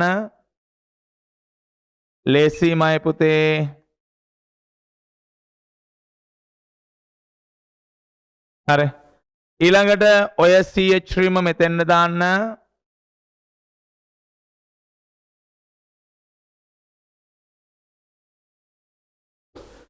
ඊළඟට ඔය CH3 මෙතෙන්න දාන්න. එහෙනම් පුතේ මෙයාගේ කාබන් 4 දාමය වෙනස් කරන්න පුළුවන් පුතේ ආකාර 4යි. කාබන් 4 දාමය වෙනස් කරන්න පුළුවන් ආකාර තියෙනවා 4ක්. ඔව්. එහෙනම් පුතේ මෙතන අපිට අඳින්න පුළුවන් කාබන් 4 රයිට් විහුව කීයක්ද? කාබන් 4න් පුතේ ඒ විහුව 4ක්. හැබැයි අහන්නේ සමාවිකනේ. සමාවික වලදී පුතේ මේකේ මෙන්න මේ සමාවිකේ විතරක් කයිරල් කාබන් කෙනෙක් ඉන්නවා. මේ කාගේවත් ආයේ කයිරල් කාබන් කෙනෙක් නැහැ. එහෙනම් මෙයා ගනින්නේ සමාවික දෙකක් විදියට. එහෙනම් විව්ව 4යි. එහෙනම් අඳින්න පුළුවන් උපරිම සමාවික කීයද? 5යි. මොකද අර කාබන් 4 දාමය වෙනස් කරන්න පුළුවන් ආකාරය 4යි කියලා අපි දන්නවා. හරි. කාබන් 4 දාමය වෙනස් කරන්න පුළුවන් ආකාර 4යි කියලා අපි දන්නවා. ඒක පොතේ අපි අර සුලභව ඕගනික් වල කතා කරන බේසික් තියරියක්. කාබන් 4 දාමය වෙනස් කරන්න පුළුවන් ආකාර 4යි කියන එක. පැහැදිලිද? ඔව්. එන එකේ අඳින්න පුළුවන් විව්ව 4යි. හැබැයි සමාවයවික කීයදමයි පුතේ? සමාවයවික 5යි. එන උත්තරේ කීයද? 3. ප්‍රශ්නාංක 22 කියවනමයි පුතේ. ප්‍රශ්නාංක 22. සුදු ස්පටිකමය සංයෝගයක්. රයිට්. එහෙනම් මෙන්න මේ අකාබනික රසායනයේ ප්‍රශ්නවලදී පුතේ අපිට පුළුවන් නොගැලපෙන පිළිතුරු කපලා ඉවත් කරන්න. සුදු ස්පටිකමය සංයෝගයක් වන ඒ තනුක සල්ෆියුරික් ද්‍රාවණයක් සමග දුඹුරු පාට වායුවක් පිටවේ. දැන් නම් පුතේ මගේ පන්තියෙන් ළමයෙක්ට මේක බැරි නම් වැඩක් නැහැ. මම පන්තියේ පුතේ ජප කරා හැම වෙලේම තනුක අම්ලයක් සමග දුඹුරු පාට වායුවක් පිටවේ නම් එයා නයිට්‍රයිට් එකේ. එහෙනම් පුතේ NO2- කෙනෙක්. එහෙනම් මේකේ NO2- ලා උත්තරේ එක පුතේ. උත්තරේ එකයි ඉන්නේ. උත්තරේ කීයද? 5. NO2- ලා එකයි ඉන්නේ. උත්තරේ කීයද? 5. හරි. ඇලුමිනියම් කුඩු සමග NaOH එකතු කරාම ඇමෝනියා ගඳ දෙනවලු. දැන් ඇලුමිනියම් කුඩුත් එක්ක පුතේ ඩෙවර්ඩා ලෝහය නැත්නම් උභයගුණී ලෝහයත් එක්ක පුතේ ඇමෝනියා ලබා දෙනවා. නයිට්‍රේට් නයිට්‍රයිට් දෙකම. ඒකට පුතේ නයිට්‍රේටුත් හරි නයිට්‍රයිටුත් හරි. නමුත් මෙතන අර තනුක අම්ලයත් එක්ක දුඹුරු පාට වායුවක් ලබා දෙන්නේ නයිට්‍රයිට් විතරයි. උත්තරේ කීයද? 5. ප්‍රශ්නාංක 23 කියවනමයි පුතේ. H2O2 සම්බන්ධයෙන් පහත කුමන වගන්තිය සත්‍යද? H2O2 සම්බන්ධයෙන් හරි එක අහන්නේ. ආම්ලික KMnO4 සමග ප්‍රතික්‍රියාවේදී H2O2 ඔක්සිකාරකයකි. ඔක්සිකාරකයක් කියන්නේ කවුද පුතේ? ඔක්සි හරණය වෙන කෙනෙක් නෑනේ. අපි දන්නවා පුතේ KMnO4 Mn ධන දෙක බවට හරණය වෙනවා. එහෙනම් H2O2 O2 බවට කරණය වෙන්න ඕනේ. එතකොට KMnO4 හරණය වෙද්දී පුතේ H2O2 කරණය වෙනවා නම් කරණය වෙන්නේ උන් කවුද? හාරක. එහෙනම් KMnO4 සමග ප්‍රතික්‍රියාවේදී H2O2 හාරකයක්. එයා කරණයයි වෙන්නේ. එහෙනම් කාරකයක් කියන එක වැරදි පුතේ. පළවෙනි එක වැරදි. CR ධන තුන සමග භාෂ්මික මාධ්‍යයේදී H2O2 ප්‍රතික්‍රියා කළ O2 නිදහස් කරයි නෑනේ. CR ධන තුනත් එක්ක ප්‍රතික්‍රියාවේදී මම පුතේ CR ධන තුන ක්‍රෝමේට් බවට කරණය වෙනවා. එහෙනම් CR ධන තුන කරණය වෙනවා නම් මම පුතේ H2O2 හරණය වෙන්න ඕනේ. එහෙනම් H2O2 හරණය වෙන්නේ ජලය බවට. එහෙනම් පුතේ CR ධන තුනත් එක්ක H2O2 ප්‍රතික්‍රියාවේදී O2 පිට වෙන්නේ නැහැ. එනේ ප්‍රකාශයත් වැරදි. සිල් ඔක්සයිඩ් H2O2 සමග ප්‍රතික්‍රියාවෙන් කළු පාට ඝනයක් ලැබෙනවා. ඔව් පුතේ. දැන් මේ සිල් ඔක්සයිඩ් කියන්නේ Ag ධනනේ. අන්න Ag ධන පුතේ සිල්ව බවට හරණය වෙද්දී H2O2 O2 බවට පිට වෙනවා. මම මේක P ගණුවේ කියලා දෙනවා පුතේ. මේ සිල්ව කියන්නේ කළු පාට ඝනයක්. හරි. සිල්ව කියන්නේ පුතේ කළු පාටයි. අර සිල් වලට ආවේනික රිදී පැහැයෙන්නේමයි පුතේ එයාව උපදාන්න ඕනේ. එයාව උපදාන්න නැතුව පුතේ නිකම්ම අපි සිල්ව කියලා කියන්නේ තද කළු පාට ඝනයක්. ඔව්. එහෙනම් පුතේ සිල් ඔක්සයිඩ් H2O2ත් එක්ක කළු පාට සිල් ලෝහය ලැබෙනවා. ඔව්. එන එක හරියි. H2O2 වල ඔක්සිජන් වලට sp2 මුහුම් කරන ස්වභාවයක් තියෙනවා කියලා නෑනේ. අපි දන්නවා පුතේ H2O2 ගේ ව්‍යුහය අපි ඇඳලා තියෙනවා. මේ H2O2 ගේ පුතේ ඔක්සිජන් ලගාව එක සර්කල් දෙක තියෙනවා. එහෙනම් H2O2 ඔක්සිජන් ට තියෙන මොන මුහුම් කරන්නේද? sp3. H2O2 ගේ ඔක්සිජන් ට තියෙන sp3 යි සිග්මා 2යි එක සර 2යි කියන්නේ විකර්ෂණ එකක චතුස්තලයයි. විකර්ෂණ එකක චතුස්තලයයි කියන්නේ මුහුම් කරන්නේ sp3 sp2 නෙවෙයි. H2O2 ට සල්ෆියුරික් එදිය විට O2 පිටවීමක් සිදු වෙන්නේ කියනවා නෑනේ. දැන් අපි දන්නා පුතේ දැන් H2O2 ගේ ද්විධාකරණය H2O2 ගේ ද්විධාකරණය පවා පුතේ අම්ල මගින් නඩු කරනවා. එහෙනම් මේ H2O2 ගේ ද්විධාකරණය පවා අම්ල මගින් නඩු කරනවා. ඒතර H2O2 ටමයි පුතේ සල්ෆියුරික් දාපුවාම H2O2 ට සල්ෆියුරික් දාපුවාම එතන එහෙම වායු බුබුලු පිටවීමක් නිරීක්ෂණයක් නැහැ. හරි. ඔකේ ඒ දෙන වායු බුබුලු පිටවීමක් නිරීක්ෂණයක් කරන්න අමාරුයි. හරි නේද? ඔව්. එනෝකේ සත්‍යම උත්තරේ විදිහට ගන්න වෙන්නේ උත්තරේ කීයද? 3. හරි. බාන ප්‍රශ්නාංක 24 කියවන්න. එක්තරා නයිට්‍රජනීය පොහොර සාම්පලයක සංඝටක වන්නේ ඇමෝනියම් නයිට්‍රේට් නා කැල්සියම් කාබනේට්ලු. දැන් පොහොර සාම්පලයේ තියෙන්නේ කැල්සියම් කාබනේටුයි ඇමෝනියම් නයිට්‍රේටුයි. පොහොර සාම්පලයේ තියෙන්නේ කැල්සියම් කාබනේටුයි ඇමෝනියම් නයිට්‍රේට්ලු. මේකේ නයිට්‍රජන් ප්‍රතිශතයේ සීමට ශිෂ්‍යයෙක් පහසුනාන් අනුමාපන ක්‍රියාවලිය යොදාගත්තලු. මේ පොහොර සාම්පලයෙන් ග්‍රෑම් 3ක්. මේ පොහොර සාම්පලයෙන් ග්‍රෑම් 3ක් 2යි NaOH 25ක් සමග 2යි NaOH 25ක් එක්ක අන 2යි NaOH 25ක් එක්ක තවදුරටත් ඇමෝනියා ඉවත් වන්සේ රත් කරාලු. ලැබෙන ද්‍රාවණයේ පෙරා කැල්සියම් කාබනේට් ඉවත් කරාලු. පෙරණය ආශ්‍රය ජලයෙන් තනුක් කරලා 500ක් බවට පත් කරලා ඒකෙන් 25ක් 0.5 HCl එක අනුමාපනය එකදී වැය වෙච්ච පරිමාව ඔච්චරයිලු. මේකේ නයිට්‍රජන් ප්‍රතිශතය අහනවා. එහෙනම් මේ අහන්නකෝ දැන් මේ ඇමෝනියම් නයිට්‍රේට් කියන එකනට NaOH දැම්මොත් ඇමෝනියම් නයිට්‍රේට් NaOH දැම්මොත් මෙතන එනවා කවුද? NaNO3 ඇමෝනියා දන ජලය. හරි. ඇමෝනියම් නයිට්‍රේට් පුතේ ශාරත් එක්ක ප්‍රතික්‍රියා කරනවානේ. ඔව්. ඒතර පුතේ මේකේ අන්න NaOH මේකට වැය වෙනවා. ඒතර පුතේ මේකේ පෙරපුවාම කැල්සියම් කාබනේටුත් අයින් වෙලා යනවා නම් දැන් එහෙනම් පුතේ මේකේ ඉතිරි වෙන්නේ කවුද? ඉතිරි NaOH උයි NaNO3 විතරයි. මොකද හේතුව පෙරපුවාම කැල්සියම් කාබනේට් අයින් වෙලා යනවා. ඔව්. ඒ කරලා පුතේ මෙන්න මේකෙන් එයා කියනවා මේක කොච්චරක්සකා පිළියෙල කරනවලුද? මේක පුතේ පිළියෙල කරනවලු 500ක් දක්වා. ඒ කරලා පුතේ මේකෙන් 25ක් අරගෙන අනුමාපනය කරන්න 0.5 HCl 30ක් වැය වෙලා තියෙනවා. එහෙනම් මේකේ පුතේ NaOH විතරයි ඉතිරි වෙන්නේ. එහෙනම් ඉතිරි NaOH HCl එක අනුමාපන මොකද කැල්සියම් කාබනේට් පෙරලා අයින් කරනවනේ. ඒතර කැල්සියම් කාබනේට් මෙතෙන්දී අනුමාපනය වෙන්නේ නැහැ. කැල්සියම් කාබනේට් පෙරලා අයින් කරන හින්දාමයි පුතේ මෙතෙන්දී කැල්සියම් කාබනේට් අනුමාපනය වෙන්නේ නැහැ. හරි. කැල්සියම් කාබනේට් අපි පෙරලා අයින් කරන හින්දා කැල්සියම් කාබනේට් මෙතනදී අනුමාපනය වෙන්නේ නැහැ. කිව්ව දේ තේරුණාද? ඔව්. එනවතන වැය වෙච්ච HCl මවුල. වැය වෙච්ච HCl මවුල එන්නේ සාන්ද්‍රණය 0.5 බෙදීම 10 වතාවක් පුතේ 30යි. එහෙනම් මේක එනවා 1.5 වැඩි කිරීම 10 3යි. එහෙනම් වැය වෙච්ච HCl ඔච්චරයි නම් ඝන සෙන්ටිමීටර් 25ක ඉතිරි NaOH. ඝන සෙන්ටිමීටර් 25ක ඉතිරි NaOH. අන්න HCl ප්‍රමාණයට සමානයි කීයද?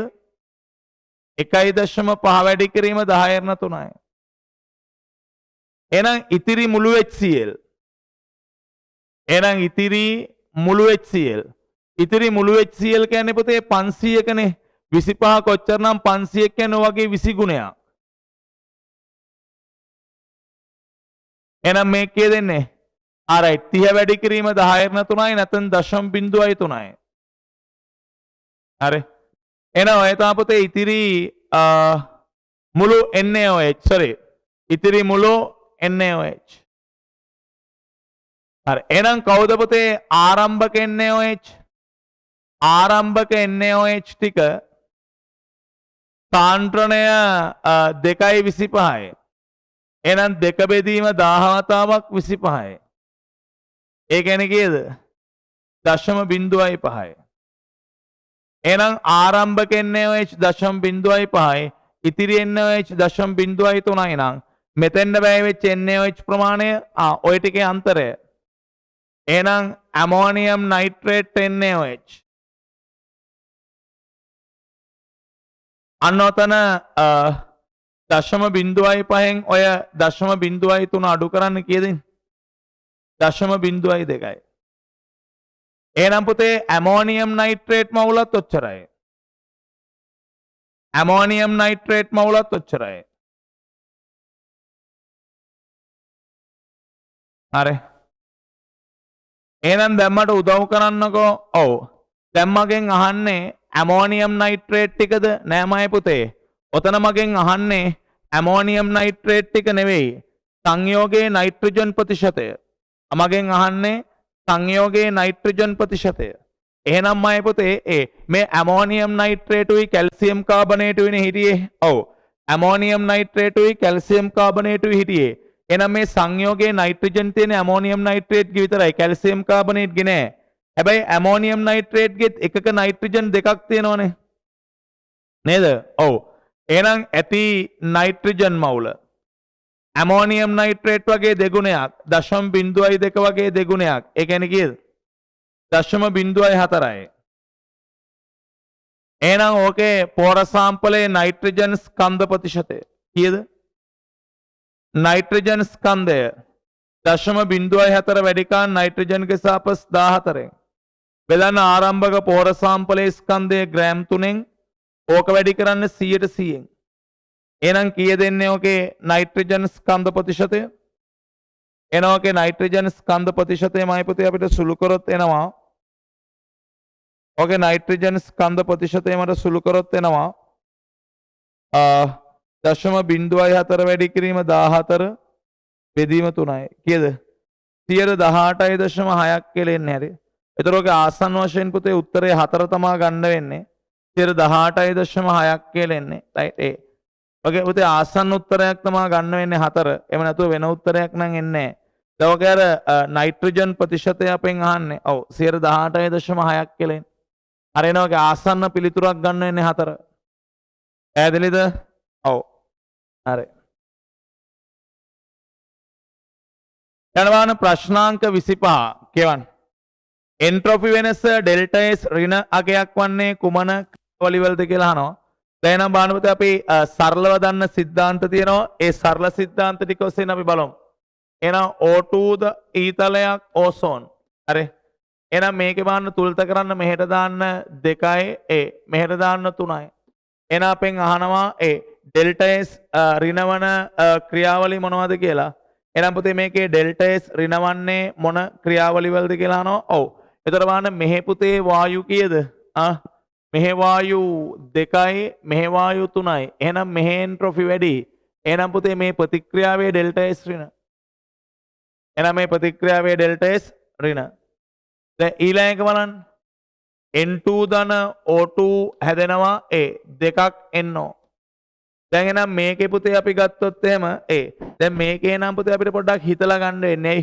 මේ බලන්නකෝ මෙහෙ වායුයි සමානයි.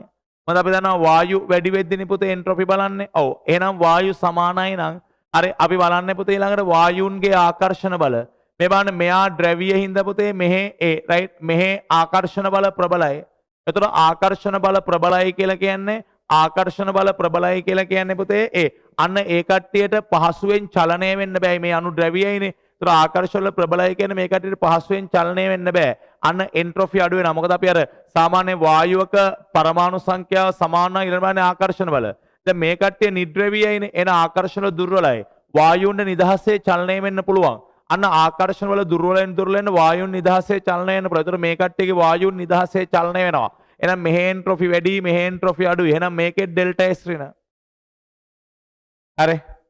දැන් ඊළඟ එක්කනා බලන්නකෝ රයිට් N2 ධන රයිට් 3ක් H2 හැදෙනවා කවුද? 2ක් ඇමෝනියා. එතකොට ආගන්න දැන් මෙහෙකේ මෙහෙ වායු 2යි මෙහෙ වායු 4යි. එහෙනම් පුතේ මෙහෙ වායු වැඩි. මෙහෙ වායු වැඩි කියන්නේ මෙහෙ එන්ට්‍රොපි වැඩි. එහෙනම් මේකේ ඩෙල්ටා S ඍණ. ඇයි? මොකද මෙහෙ වායු වැඩි කියන්නේ පුතේ මෙහෙ එන්ට්‍රොපි වැඩි. එතකොට මෙහෙ එන්ට්‍රොපි අඩුයි අන්න ඩෙල්ටා S ඍණ වෙනවා. ඊළඟ එක බලන්න. CH4 ධන CO2 අන්න මෙතනින් එනවා CO ධන H2. තුලද ගන්න මෙතන දාන්න දෙකක් මෙතන දාන දෙකක් තුලිතයි. අනතර මෙහෙ වායු වැඩි මෙහෙ වායු අඩුයි. එතකොට පුතේ මෙහෙ එන්ට්‍රොපි වැඩි. ඇයි? එහෙනම් මේකේ ඩෙල්ටා S ධන. එහෙනම් පුතේ ඔකේ ඩෙල්ටා S ඍණ වෙනවා. ඩෙල්ටා S ඍණ වෙනවා පුතේ කාගේද? මෙන්න මේ පළවෙනි ප්‍රතික්‍රියා තුනේම. පළවෙනි ප්‍රතික්‍රියා තුනේම පුතේ ඩෙල්ටා S ඍණ වෙනවා. හරි. එතකොට දැන් එහෙනම් පුතේ අපිට ගන්න වෙන උත්තරේ එකනේ ABC. ABC කියන තුන් දෙනාගේම රයිට් ඩෙල්ටා S ඍණාකයක් ගන්නවා. එහෙනම් උත්තරේ කීයද? උත්තරේ 1 ABC. ABC කියන තුන් දෙනාගේම ඩෙල්ටා S ඍණාකයක් ගන්න. දැන් මේ දෙන්න ලේසි පුතේ. මෙහෙ වායු වැඩි නම් එන්ට්‍රොපි වැඩි. ඒක සරලයි. මෙන්න මේක තමයි පොඩ්ඩක් තේරුම් ගන්න ඕනේ. වායු සමානවත් අපි බලන්නේ වායුන්ගේ එන්ට්‍රොපිනේ. ඔව්. ඒතර මේ කට්ටියගේ පුතේ ආගන්න රයිට් මේ කට්ටියගේ එන්ට්‍රොපි ගත්තොත් NO ගේ එන්ට්‍රොපිය තරමක් පුතේ අඩුයි. මොකද හේතුව මේ දෙන්නගේ අර පරමාණු දෙකයි කියන්නේ චලන හැකි දිශාවනුත් සමානයි. ඊළඟට බලන්නේ ආකර්ෂණ බල. චලන හැකි දිශාවනුත් සමාන නම් තමයි අපි ආකර්ෂණ බලන්නේ. මතකද අපි ශක්ති විද්‍යාව ටිවිට් එක කරා වායුන්ගේ එන්ට්‍රොපි සංසන්දනය කරද්දී මුලින්ම චලන හැකි දිශාවන් බලලා ඊට පස්සේ ආකර්ෂණ බල. ඒතර NO ගේ ආකර්ෂණ වල ප්‍රබලයි. ආකර්ෂණ වල ප්‍රබලයි කියන්නේ එන්ට්‍රොපි අඩු වෙනවා. හරි. එහෙනම් උත්තරය 1 ABC. ප්‍රශ්නාංක 26 නයිට්‍රජන්ගේ එක්තරා හයිඩ්‍රයිඩයක ඝන සෙන්ටිමීටර් 10ක්. දැන් නයිට්‍රජන්ගේ එක්තරා හයිඩ්‍රයිඩයක ඝන සෙන්ටිමීටර් 10ක්. අපි ගමු NXHY නේ. ඔව්. අන්න මෙයා පුතේ දහනයේදී දහනය කියන්නේ ඔක්සිජන් එක්කනේ. ඔව්. එහෙනම් පුතේ මේකේ අන්න N2 ධන ජල වාෂ්ප ඇදිලා තියෙන්නේ.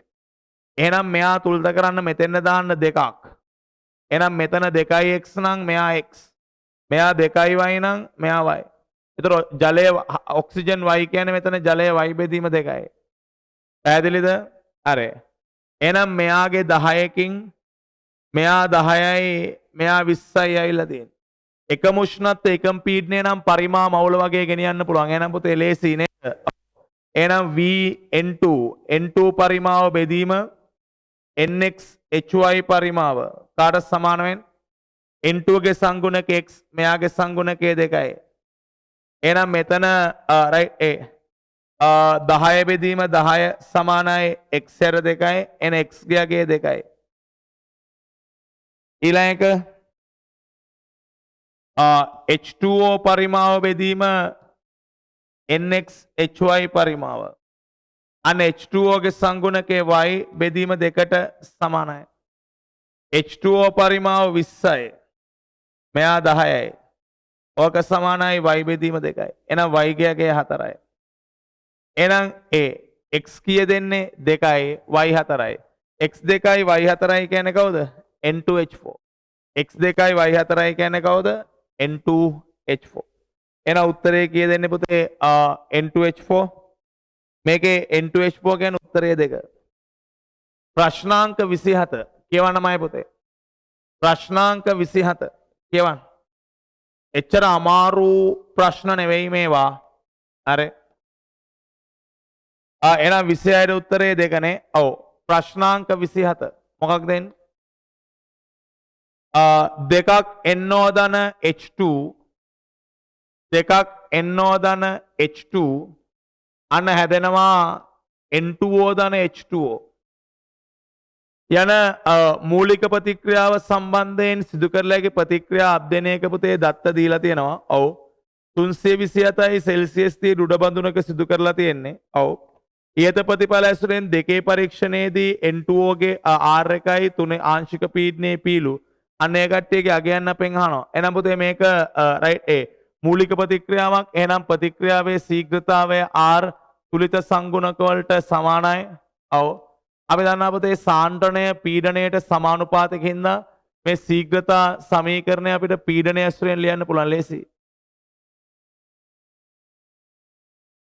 එහෙනම් පළවෙනි එකේදී 100 සමානයි k වතාවක් 8 වැඩි කිරීම 10 4 වර්ගය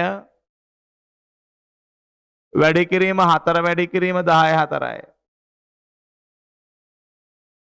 ඊළඟ එකේදී R එක සමානයි k වතාවක් 8 වැඩි කිරීම 10 4 වර්ගය වැඩි කිරීම 8 වැඩි කිරීම 10 4යි. ඊළඟ එක රයිට් 200 සමානයි k වතාවක් p වල වර්ගය වතාවක් 2 වැඩි කිරීම 10 4යි. එහෙනම් පුතේ අපිට මේ 2 එකෙන් බෙදුවොත් වෙනවා R එක බෙදීම 100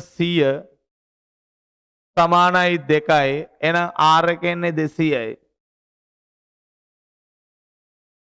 ඊළඟට p ගේ අගය එනවා පුතේ අපි මේක රයිට් 3 එකෙන් බෙදුවොත් අනෙනවා 200 බෙදීම 100 සමානයි p එකේ වර්ගය වතාවක් පුතේ 2 එදන්න 8 වැඩි කිරීම 10 4 වර්ගය වතාවක් රයිට්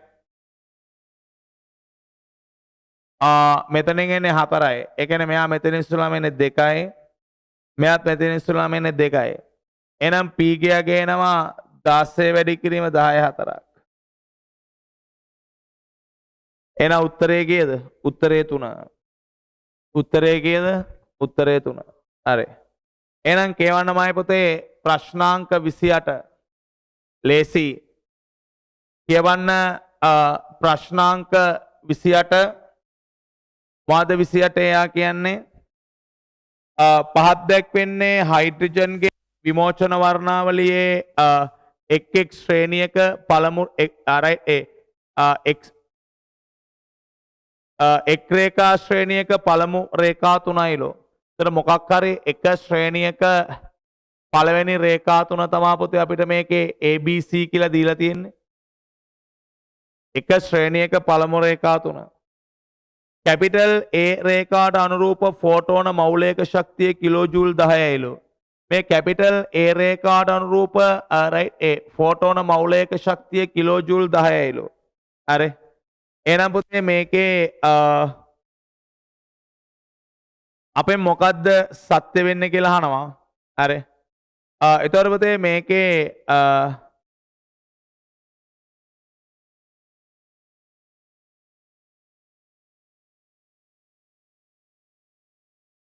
පළමු දීලා තියෙන එක ශ්‍රේණියකනේ කවුද ශ්‍රේණිය කියලා එහෙම දීලා නැහැ. හරි. එතකොට ට අනුරූප පුතේ ෆෝටෝන මෞලික ශක්තිය දීලා තියෙන්නේ. ඔව්. හරි. එතකොට පුතේ මේකේ මේ 3 සංක්‍රමණය B රේඛාවට අනුරූප වේ කියලා කියනවා. රයිට්. එතකොට 3 සංක්‍රමණය පුතේ B රේඛාවට අනුරූප වේ කියලා කියන්නේ. හරි. දැන් පුතේ මෙතන අපිට මෙයා මොකක්ද ශ්‍රේණිය කියලා හොයාගන්න වෙයි වගේ. ඔව්. හරි. මේක ශ්‍රේණිය මොකක්ද කියලා අපිට හොයාගන්න වෙනවා. හරි. එතකොට පුතේ මෙතනදී අපිට ලැම්ඩා හොයලා ගන්න වෙනවා A රේඛාවේ. එහෙනම් A රේඛාවේ ලැම්ඩා හොයලා ගන්න වෙන්නේ පුතේ දැන් මෙයාගේ A රේඛාවේ මෞලික ශක්තියෙන් දීලා තියෙන. ඔව්. එහෙනම් A ෆෝටෝනයක ශක්තිය කොච්චරද? අන්න A ගේ එක ෆෝටෝනයක ශක්තිය. එහෙනම් A ගේ එක ෆෝටෝනයක ශක්තිය අරගෙන මේකේ ලැම්ඩා හොයන්න වෙනවා. හරි. එහෙනම් මේකේ A එක ෆෝටෝනයක ශක්තිය. එහෙනම් A එක ෆෝටෝනයක ශක්තිය කීයද? A ගේ එක ෆෝටෝනයක ශක්තිය 10 වැඩි කිරීම 1000 බෙදන්න 6.02 වැඩි කිරීම 10 23. එහෙනම් පුතේ අපිට HCE සමානයි HC බෙදීම ලැම්ඩා. එහෙනම් මෙතන ලැම්ඩා NH 6.63 වැඩි කිරීම 10^34යි ජූල් තප්පර. C කියන්නේ 3 වැඩි කිරීම 18යි ms ඍණ 1 බෙදන්න පුතේ E එන්නේ මේ යගේ කීයද? 1ට 6.02 වැඩි කිරීම 10^19යි ජූල්. හරි. ඇයි මේක 10/4යි නම් උඩට ගියාම 10/19යි. ජූල්ට ජූල් තප්පරයට තප්පර සුළුනම් මීටර වලින් එනවා කීයද? 6.63 වැඩි කිරීම 3 වැඩි කිරීම 6.02 වැඩි කිරීම 10^34 10/8 10^19යි මීටර. එනෝක සුළු කරපුවම කීයදමයි පුතේ එන්නේ? නැතු අපිට අයිඩියා එකක් ගන්න බෑ මේක මොන ශ්‍රේණියද කියලා. එහෙනම් මේක එනවා 6.63 වැඩි කිරීම 3 වැඩි කිරීම 6.02. එහෙනම් මේක එනවා 119.7යි 119.7යි වැඩි කිරීම මෙතනින් එනවා පුතේ 18යි රයිට් මෙතන 9යි කියන්නේ 27යි. එතකොට මෙතනින් එන්නේ 34න් 8ක් සහ 9ක් අඩු කරොත් 10^7යි කියලා. 10^7යි කියලා. එතකොට මේක 10^9යි කරොත් එහෙම එන්නේ 11970 වැඩි කිරීම 10^9යි. නේද? ඔව්. එතකොට මේක එන්නේ 11970යි නැනෝමීටර්. එතකොට අපි දන්නවා දෘශ්‍ය පරාසය පුතේ කීයද?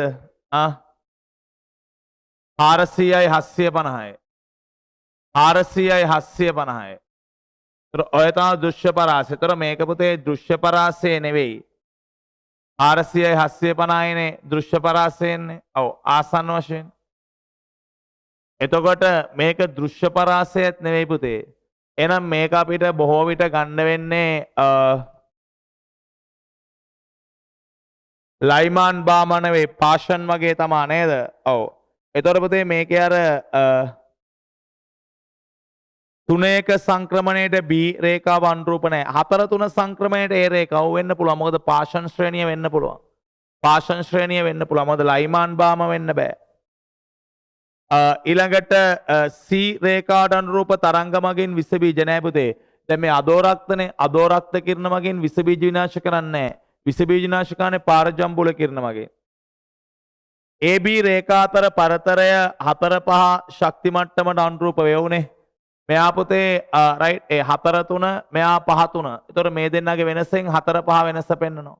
හරි. ඔව් ඒකත් හරි. එයි මේ රේඛාව වෙන්නේ පුතේ දැන් මේක අපිට ගන්න වෙන්නේ ලැම්ඩා දිහා බලපුවාම අදෝරක්ත කලාපය. ඒතකොට පාෂන් කියන එක හරි. පාෂන් තා පුතේ ගොඩක් ගන්න වෙන්නේ හරි. ඒතකොට මෙයා 4-3 ඒ රයිට් මෙයා පුතේ 5-3. ඒතකොට මේ පරතරය 4-5 පරතරයට සමානයි. ඔව් ඒක හරි. එහෙනම් උත්තරේ කවුද? BD. දැන් ළමයෙක් කියනවා සර් දැන් මේකේ ලැම්ඩා 11000 ගාණක් කියන එකෙන් සර් අපිට දෘශ්‍ය පරාසය කියලා කියන්න නම් බෑ. ඔව්. ඊළඟට පාරජම්බුල කලාපය කියන්නත් බෑ. මොකද පාරජම්බුල කලාපය කියන්නේ ලැම්ඩා මීට වඩා අඩුයිනේ. ඔව්. එනෝක අදෝරක්ත කලාපය. අදෝරක්ත කලාපයේ කිව් පමණින්ම සර් පාෂන් කියලා ගත්තේ. පාෂන් කියලා ගත්තේ හින්දා තමයි මේ A රේඛාව ගත්තේ මොන සංක්‍රමණයද? 4-3 සංක්‍රමණය කියලා. එතකොට මෙතනදී පුතේ ළමයෙක් අහන්න පුළුවන් සර් මේ 11000 ගාණක් කියන එකෙන් අපිට පාෂන් කියන්නේ කොහොමද? සමහරට බ්‍රැකට් වෙන්න පුළුවන්, සමහරට ෆන් වෙන්න පුළුවන්. ඔව්. නමුත් පුතේ මෙතන ඇත්තටම මේකේ අපිට ලැම්ඩා කියන්න වෙන්නේ පුතේ ලයිමාන් හෝ බාමා නෙවෙයි කියලා. පාෂන්ද බ්‍රැකට්ද ෆන්ද කියලා අපිට කියන්න බෑ. නමුත් අපි පුතේ මේක පාෂන් කියලා ගන්නවා. පාෂන් කියලා ගන්න නැතුව උත්තරයකට යන්න බෑ. ඇයි මේක අපිට උත්තරයකට යන්න වෙන්නේ අදාළ උත්තරයක් ගන්න වෙන්නේ මේක පාෂන් කියලා අරගෙන. මොකද වෙන උත්තර නැහැනේ. ඔක්කොම වැරදි කියන උත්තර නැහැනේ. ඒතර පාෂන් කියලා ගත්තේ නැත්නම් පුතේ මේකට උත්තරයකට යන්න බෑ. අන්න ඒකයි අපි මේ ලැම්ඩා අරගෙන මේ ලැම්ඩා පුතේ ලයිමාන්ටවත් බාමටවත් අයිති වෙන්නේ නැහැ. එහෙනම් පාෂන්ට අයිති වෙනවා කියලා ගන්නවා. පාෂන්ට අයිති වෙනවා කියලා ගත්තොත් උත්තරේ BD උත්තරේ 5. BD හරි. බලන්න ප්‍රශ්නාංක 29. දැන් පුතේ මොකක්ද ඔය පළමු රයිට් බලන්න දී ඇති ප්‍රභේදවල කවරක් ගුණයක් දී ඇති අනුපිළිවෙලට වෙනස් වේද කියලා අහනවා. එතකොට දීලා තියෙන අනුපිළිවෙල හරි මොකේද කියලා අපෙන් අහනවා. දීලා තියෙන අනුපිළිවෙල හරි මොකේද කියලා මයි පුතේ අහන්නේ. පළමු අයනීකරණ ශක්තිය. දැන් බලන්න පළමු අයනීකරණ ශක්තිය ඔය වැරදිනේ. මොකද හේතුව පුතේ අපි දන්නවා ඇලුමිනියම්ට වඩා මැග්නීසියම්ගේ පළමු අයනීකරණ ශක්තිය වැඩිනේ. එහෙනම් මැග්නීසියම්ට වඩා ඇලුමිනියම් වැඩි කියලා රයිට් සෝරි ඇලුමිනියම්ට වඩා මැග්නීසියම් වැඩි. ඔව් සෝරි ඒක හරි. ඊට පස්සේ පුතේ රයිට් සිලිකන් ෆොස්ෆරස්. ඒතර ෆොස්ෆරස්ට වඩා පුතේ සිලිකන් වැඩි කියන්න බෑනේ. එහෙනම් පළවෙනි එක වැරදි. කැපිටල් A වැරදි. මොකද හේතුව සිලිකන්ට වඩා ෆොස්ෆරස් වැඩි. ඊළඟට අයනිකාරය මේ බලන්නකෝ. දැන් ඇලුමිනියම් ධන 3යි පුතේ මැග්නීසියම් ධන 2යි කියන්නේ මේක ආගන්ගේ ජංක්ෂන් එකේ සෝරි නියොන් ජංක්ෂන් එකේ ඊළඟට ක්ලෝරයිඩ් සල්ෆයිඩ් කියන්නේ පුතේ ආගන් ජංක්ෂන් එකේ. එහෙනම් මේකේ අරය අඩුම වෙන්නේ මේ කට්ටියගේ. ඒකෙනුත් පුතේ එකම ජංක්ෂන් එකේ නම් ධනාරෝපණය වැඩි වෙද්දී අරය අඩු වෙනවා. එහෙනම් ඇලුමිනියම් ධන 3ට වඩා මැග්නීසියම් ධන 2 වැඩි. ඊට පස්සේ පුතේ ක්ලෝරයිඩ්ට වඩා සල්ෆයිඩ් වැඩි. ඔව් එහෙනම් ඒක හරි. එහෙනම් ඒක හරි නේද? ඔව් එහෙනම් ඒක හරි. ඊළඟට පුතේ ද්‍රවාංක තාපාංක ඔය විදිහට වැඩි වෙනවා. ඔව්නේ. දැන් මොකද හේතුව? දැන් අපි දන්නවා පුතේ දැන් අර ලෝහ අපි S ගුණයේ පුතේ කතා කරා. දැන් S ගුණයේ කතා කරා පුතේ අපි දන්නවා දැන් S ගුණයේ අර බෙරලියම්ගේ ද්‍රවාංක තාපාංක උපරිම වුණාට රයිට්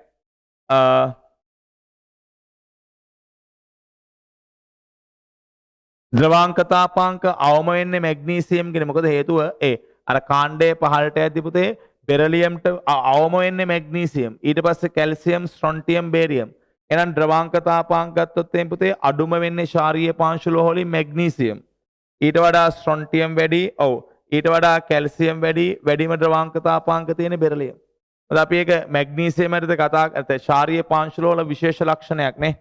මැග්නීසියම්ගේ ද්‍රවාංක තාපාංක පුතේ අවම වෙනවා. ඔව්. එන ඒකත් හරි. ඊළඟට D වැරදිනේ පුතේ හැලජන වල බන්ධන විඝටන එන්තැල්පි ඔය විදිහට බන්ධන දිගෙන් ගන්න බෑ. ක්ලෝරින් නෙවෙයි හැලජන වල බන්ධන එන්තැල්පි වැඩිම වෙන්නේ නේද? වැඩිම වෙන්නේ ක්ලෝරින්. මොකද ෆ්ලෝරින්ගේ අර අභ්‍යන්තර ඉලෙක්ට්‍රෝන වලින් තියෙන විකර්ෂණ බලපෑම හේතුවෙන් ෆ්ලෝරින්ගේ බන්ධන විඝටන එන්තැල්පි අඩු වෙනවා. ඒතර හැලජන වල බන්ධන විඝටන එන්තැල්පිය වැඩිම වෙන්නේ ෆ්ලෝරින් නෙවෙයි. ඒතර හැලජන වල බන්ධන විඝටන එන්තැල්පිය වැඩිම වෙන්නේ ෆ්ලෝරින් නෙවෙයි නම් පුතේ D වැරදි. එහෙනම් ඕකේ කවුද? BC. ඕකේ හරි කවුද? BC. අන්න ප්‍රශ්නාංක 30 කියවන්නමයි පුතේ. එක්තරා කටින ජල සාම්පලයක සල්ෆේට සාන්ද්‍රණයයි නයිට්‍රේට සාන්ද්‍රණයයි දීලා තියෙනවා. මේකේ රයිට් කැටයන් ලෙස තියෙන මැග්නීසියම් ධන 2 විතරයිලු. කටින ජලය කිලෝග්‍රෑම් 1000ක අන්තර්ගත අයන සමග ප්‍රතික්‍රියා කරන්න අවශ්‍ය KMnO4 ප්‍රමාණය මෙතනින් කොච්චරද කියලා අපෙන් කියනවා. පුතේ මෙතන කිලෝග්‍රෑම් 1000ක් කියන්නේ පුතේ ග්‍රෑම් මිලියනයක්නේ. එහෙනම් ග්‍රෑම් මිලියනයක් නම් උතන සලකන්නේ. හරි. ඕකේ පුතේ නිකම්ම තියෙන ප්‍රමාණ ppm වලට සමානයි. එහෙනම් ඕකේ තියෙන සල්ෆයිඩ් ස්කන්ධය. ඔතන තියෙන සල්ෆයිඩ් ස්කන්ධය පුතේ ග්‍රෑම් 80යි.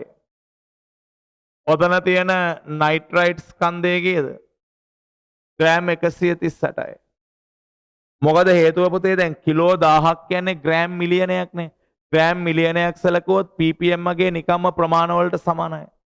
එහෙනම් ඔතන තියෙන සල්ෆයිඩ් මවුල 80 බෙදන්න සල්ෆයිඩ්ගේ සාපස් කීයද? 32යි මෙතන 48යි 80යි.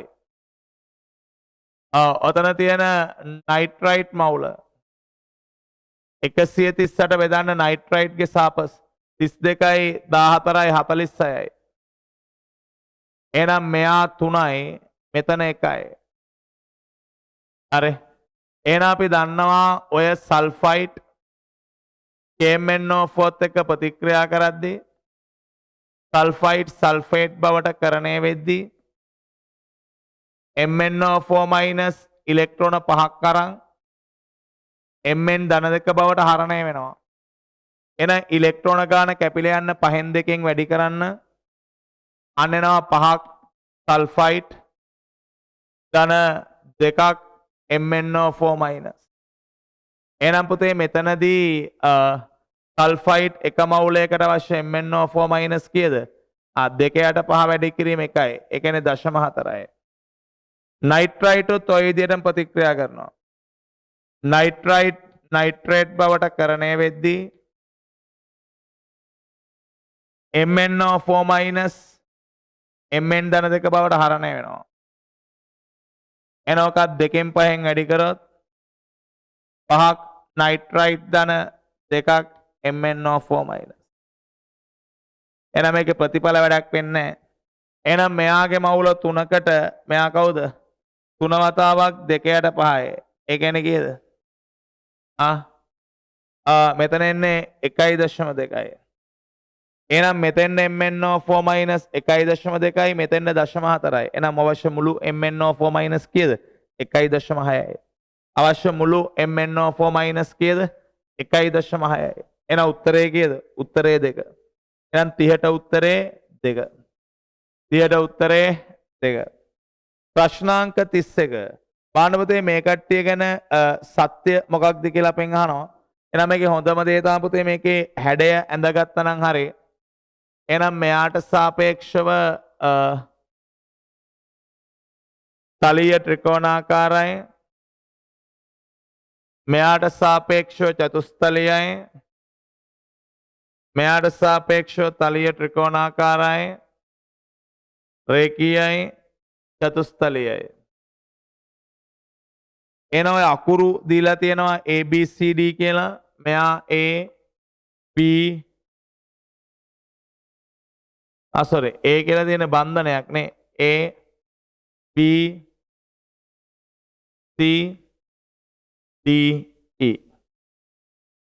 එනම තෝගේ බන්ධන දිග ඔන්න ඔය විදිහට වැඩි වේ කියලා කියනවා. බාන මේකේ බන්ධන දිග ගත්තොත් පුතේ අඩුම වෙන්නේ D. ඇයි ආ ත්‍රිත්ව බන්ධිත දිගක් නේ? ඔව්. ඊට පස්සේ B.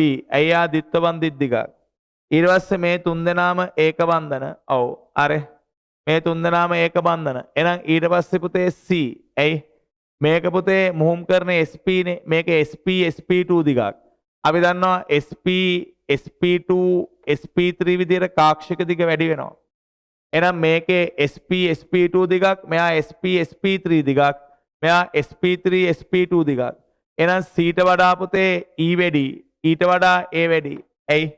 මේක පුතේ SP SP2 දිගක්, SP SP3 දිගක්. එහෙනම් පුතේ ආගන්න එතකොට මේකේ SP පොදුයි. එහෙනම් මේ SP2ට වඩා SP3 දිග වැඩි හින්දා එහෙනම් මේ දිග වැඩි. එහෙනම් මේක SP SP3 දිගක්, මේක SP2 SP3 දිගක්. SP3 පොදුයි. මේ SP2 ගේ දිග වැඩි හින්දා ඒ දිග වැඩි. එනෝක හරි නේද? ඔව්. DBCEA DBCEA. ඔව් සිම්පල් ඒ හරි. කාබන් පරමාණු සියල්ල එකම තලයේ තියෙන. ඔව්නේ. දැන් මෙයාට සාපේක්ෂව තලීය ත්‍රිකෝණාකාරයි කියන්නේ එයාට බැඳලා ඉන්න ඔක්කොම ඉන්න ඕන එකම තලයේ. මෙයාට සාපේක්ෂව තලීය ත්‍රිකෝණාකාරයි කියන්නේ ඒ පොදු තලයට මෙයත් එන්න ඕන. මෙයාට සාපේක්ෂව රේඛීයයි කියන්නේ එයාගේ ඔක්කොම එකම තලය. මෙයාට සාපේක්ෂව රේඛීයයි කියන්නේ එකම තලය.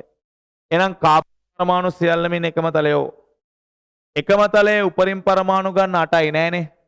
මෙයාට සාපේක්ෂව තලීය ත්‍රිකෝණාකාරයි නම් එයාට බැඳෙන්න ඔක්කොම ඉන්නේ එකම තලයේ. එතකොට මෙයාට සාපේක්ෂව චතුස්තලීය නම් මේ පොදු තලයට මෙතනින් එක්කෙනෙක් ගන්න පුළුවන්. ඒ චතුස්තලීය නම් 3යිනේ. මේකෙත් තමයි මෙයාට සාපේක්ෂව චතුස්තලයේ ඉඳන් මේ පොදු තලයට මෙතනින් එක්කෙනෙක් ගන්න පුළුවන්. මෙයාට සාපේක්ෂව තලීය ත්‍රිකෝණාකාරයි නම් එයාට බැඳෙන්න ඔක්කොම ඉන්න ඕන එකම තලයේ. එහෙනම් මෙයාගේ රේඛීයයි නම් ඔක්කොම එකම තලයේ. මෙයාගේ රේඛීයයි නම් එකම තලයේ. මේකේ රේඛීයයි නම් එකම තලයේ. මේකේ චතුස්තලීයයි නම් මේ පොදු තලයට මෙතන එකක් ගන්න පුළුවන්. එහෙනම් මේ කහ පාටින් කතර ගහපු ඔක්කොම ඉන්නේ එකම තලයේ. එහෙනම් කීයද? 1යි 2යි 3යි 4යි 5යි 6යි 7යි 8යි 9යි 10යි 11යි. එන එකම තලයේ උපරිම පරමාණු 11යි පුතේ 8ක් නෙවෙයි. හයිඩ්‍රජන් සියල්ල එකම තලයේ තියෙනවා නෑ. මේ හයිඩ්‍රජන් ඉන්න තලයන් මේවා ගන්න බෑ. එන ඒකත් වැරදි. එහෙනම් මේක අහන්නේ පුතේ අසත් ඒවා. එහෙනම් වැරදි කවුද? CD. CD වැරදි කියන්නේ උත්තරේ 3. අන වැරදි ඒවා අහන්නේ. වැරදිව කවුද? CD. එන උත්තරේ 3. ප්‍රශ්නාංක 32 කියවන්නමයි පුතේ.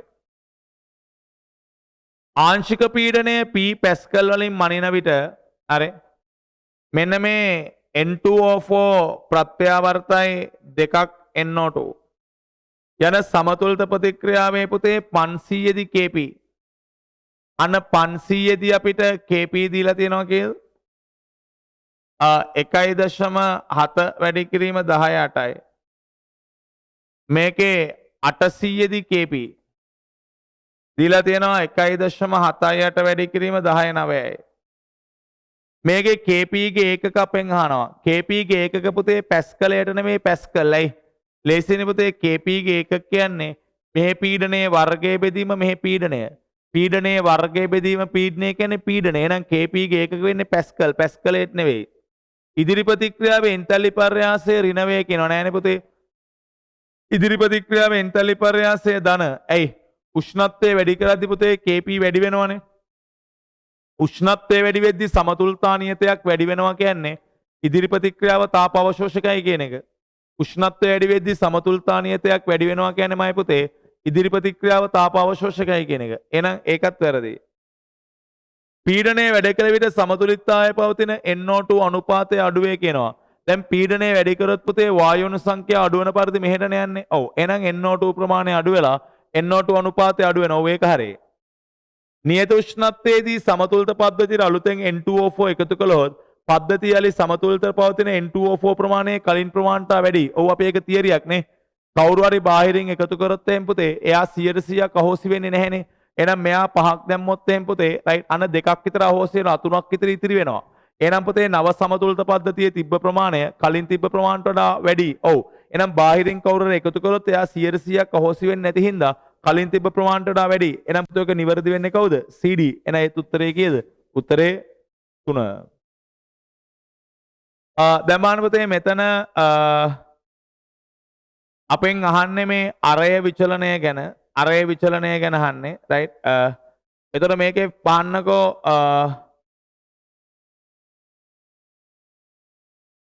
ඉන්නේ මෙන්න මේ කට්ටියනේ. ඔව් එකම සෙට් එකේ ඉන්නේ පුතේ. මේකේ එකම සෙට් එකේ ඉන්නේ ක්ලෝරීන්, ෆ්ලෝරීන්, සල්ෆර්, සිලිකන්. එහෙනම් පුතේ මේ ක්ලෝරීන්, සල්ෆර්, සිලිකන් එකම ආවර්තය. එන අරය අඩුම වෙන්නේ ෆ්ලෝරීන්. මේ කට්ටිය ආවර්තයක් දිගේ ඉස්සරහටදී අරය අඩු වෙනවා. එහෙනම් ක්ලෝරීන්, සල්ෆර් අරය වැඩි වෙන්නේ සිලිකන්. හරි. එහෙනම් පුතේ ඕකේ උත්තරේ D විතරයි හරි. උත්තරේ 5. උත්තරේ D විතරයි හරි. උත්තරේ 5. එහෙනම් 33ට උත්තරේ කීයද? 5. ප්‍රශ්නාංක 34. පහත් දැක්වන ඔක්සයිඩ් අතරින් ආම්ලික භාෂ්මික උභයගුණී හා උදාසීන අණු පිළිවෙලට පවතින්නේ මොකක්ද කියලා අහනවා. එහෙනම් පළවෙනි ඔක්සයිඩේ ආම්ලික වෙන්න එපයි පුතේ. එහෙනම් AB දෙන්නම අපිට අයින් කරන්න. අයියේ. පළවෙනි එකේ A ඉන්නේ Al2O3 පුතේ උභයගුණීනේ. B ඉන්නේ ඕසෝන් ඔක්සයිඩ් එකකුත් නෙවෙයිනේ. එහෙනම් AB අයින් කරනවා. පළවෙනි එක න ආම්ලික වෙන්න ඕනේ. හරි. එහෙනම් පුතේ උත්තරේ C හරි. CO2 ආම්ලිකයි, කැල්සියම් ඔක්සයිඩ් භාෂ්මිකයි, සිංක් ඔක්සයිඩ් උභයගුණී රයිට් ඊළඟට CO උදාසීනයි. ඔව්. D හරි පුතේ.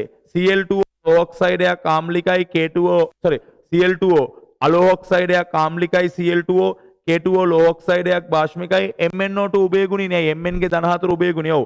N2O උදාසීනයි. එහෙනම් පුතේ 34ට උත්තරේ CD හරි නේද? ඔව්. CD හරි නම් උත්තරේ ඒත් කීයද? 3. 35. ලෝහ කාබනේටයක් වියෝජන අණු උෂ්ණත්වය 1360යිලෝ. දැන් ලෝහ කාබනේටයක් තියෙනවා. එයා වියෝජන උෂ්ණත්වය 1360යිලෝ. මේ සංයෝගයේ ජලයේ මද වශයෙන් ද්‍රව්‍ය වෙනවලු. පාන්සුළු පරීක්ෂාවේදී තද රතු වර්ණයක් ලබා දුන්නා කියනවා. මේක අනිවාර්යෙන් මේකෙන් මොකද්ද කියන්න පුළුවන් කියනවා. පාන්සුළු පරීක්ෂාවේදී පුතේ තද රතු පාටයිලු. ඔව්. ජලයේ මද වශයෙන් දිය වුණාලු. හරිද?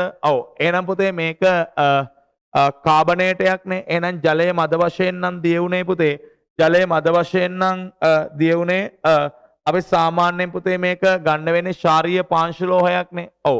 එහෙනම් පුතේ ඊළඟට මේක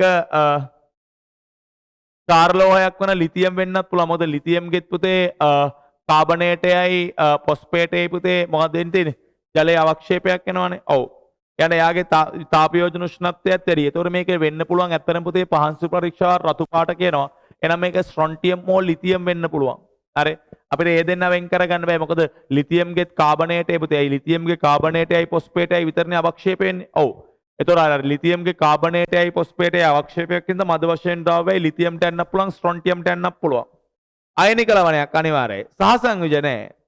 ආවර්තාගයේ පළමු කාණ්ඩේ ආවර්තාගයේ පළවෙනි කාණ්ඩේ පිහිටි කාබනේටයක් වෙන්න පුළුවන්. ඔව්.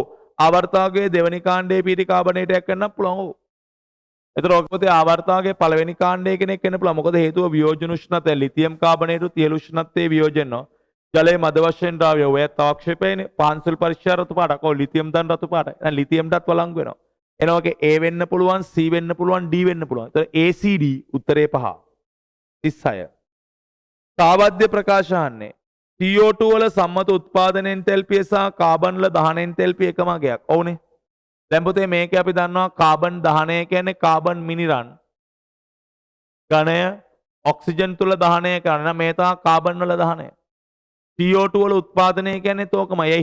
CO2 උත්පාදනය කරන එයාගේ සංඝටිත මූලද්‍රව්‍ය වලින්. එහෙනම් කාබන්ගේ දහනයයිමයි පුතේ CO2 ගේ උත්පාදනය සමානයි. ඔව්. ස්වයංසිද්ධව සිදුවන සෑම රසායනික ප්‍රතික්‍රියාවකම එන්තැලි පර්යාසයේ ඍණාගයක් ගනී නෑ. ස්වයංසිද්ධයි කියන එකෙන් පුතේ ඩෙල්ටා G නම් ඍණ වෙනවා. ඔව් ඩෙල්ටා H ඍණ වෙනවා කියලා කියන්න බෑ. සමතුලිතතාවයේ පවතින පද්ධතියක ගිබ්ස් ශක්ති පර්යාසය ශුන්‍යයි. ඔව් සමතුලිතය කියන්නේ සමතුලිත අවස්ථාවේදී ගිබ්ස් ඩෙල්ටා G බිඳුවයි. ඒ කියන්නේ සමතුලිත පද්ධතියක් කියන්නේ ඔය කාර්යය. ද්‍රව ජලයේ වාෂ්පවණයට එන්ට්‍රොපි පර්යාසයේ ඍණාගයක් ගනී නෑ. දැන් ද්‍රව ජලය වාෂ්ප වෙනවා කියලා කියන්නේ ජල වාෂ්පයේ එන්ට්‍රොපි වැඩි. අයි වායුවේ එන්ට්‍රොපි වැඩිනේ. එහෙනම් ජල වාෂ්පයේ එන්ට්‍රොපි වැඩි, ද්‍රව ජලයේ එන්ට්‍රොපි අඩුයි. එහෙනම් මේකේ ඩෙල්ටා S ධන උත්තරයක්. ඒ ඩෙල්ටා S කියන්නේ ප්‍රතිපල ඍණ ප්‍රතික්‍රියක. එන ඒකත් වැරදි. එහෙනම් මේක හරි පුතේ AC. AC හරි කියන්නේ උත්තරේ 5. බාන ඊළඟට ප්‍රශ්නාංක 37. කියවන්න. CH3CH ත්‍රිත්ව වන්දනයක් CH2 මෙයයි බ්‍රෝමීන් දියර අතර ප්‍රතික්‍රියාව සම්බන්ධයෙන් සත්‍ය මොකක්ද කියලා අහනවා. මේක ඉලෙක්ට්‍රෝපිලික ආකලන ප්‍රතික්‍රියාවක් අනිවාර්යයි. මේක පුතේ ඇල්කීන බ්‍රෝමිනීකරණය ඉලෙක්ට්‍රෝපිලික ආකලනයි. බ්‍රෝමීන් ඩෙල්ටා ප්ලස් ඉතින් C ද්විත්ව බන්ධන Cට පහර දීම යන පියවර මෙහි ශීඝ්‍රතා තීරක පියවරයි. වුනේ. මොකද පුතේ මං කිව්වා මේකේ අර ඇල්කීනවල යාන්ත්‍රණවලදී ද්විත්ව බන්ධනයේ කැඩීම තමයි ශීඝ්‍රතා තීරක පියවර. ඒතර ද්විත්ව බන්ධනයේ කැඩීම තමයි ශීඝ්‍රතා තීරක පියවර. මම මේක පැහැදිලිව කිව්වා ආරේ. මම පන්තියේ කිව්වා පුතේ මේ ශීඝ්‍රතා තීරක පියවරනේ මේ ද්විත්ව බන්ධනයේ කැඩීම. මේ ද්විත්ව බන්ධනයේ කැඩෙන එක තමයි පුතේ ශීඝ්‍රතා තීරක පියවර ඕන ඇල්කීන එක. ඒ කියන්නේ අපි කිව්වේ HX ආකලනයේදී මෙන්න මේ ශීඝ්‍රතා තීරක පියවර මේ ද්විත්ව බන්ධනයේ කැඩෙන එක සෑදෙන කාබෝ කැටයනේ ස්ථායි වෙන්න ප්‍රතික්‍රියාවේ ශීඝ්‍රතාවය වැඩි වෙනවා. එහෙනම් මේ තමයි පුතේ ශීඝ්‍රතා තීරක පියවර අනිවාර්යයි. මාධ්‍යයේ දී ඇති ඇනායන සෑදෙන පළකරේ බලපෑමක් ඇති නොකරයි. පිස්සුද? මේ බ්‍රෝමීන් දියර අපි කරන්න ඕනේ මොන මාධ්‍යයේද? කාබනික මාධ්‍යයයි. මේකේ ඇනායනයක් තිබ්බොත් එහෙම දැන් මෙතනින් හැදෙන්නේ පුතේ මෙන්න මේකනේ චක්‍රීය කාබෝ කැටායනය. මේ හැදෙන චක්‍රීය කාබෝ කැටායනයට මේ චක්‍රීය කැටායනයට පද්ධතියේ තියෙන සියලුම ඇනායන පහර දෙනවා. එහෙනම් මේකේ අනිවාර්යෙන් මොකක් විය යුතුයිද පුතේ? මොකක් විය යුතුයිද? අනිවාර්යෙන් ඇනායන නැති මාධ්‍යයක තියෙන්න ඕනේ. ඇනායන තිබ්බොත් එහෙම ඔන්න ඔය හැදෙන චක්‍රීය ඵලයට පද්ධතියේ තියෙන සියලු ඇනායන පහර දෙනවා. එහෙනම් ඇනායන වල බලපෑමක් නැහැ නෙවෙයි ඇනායන වල බලපෑමක් තියෙනවා. එහෙනම් ඇනායන වල බලපෑමක් නැහැ කියන එක වැරදි.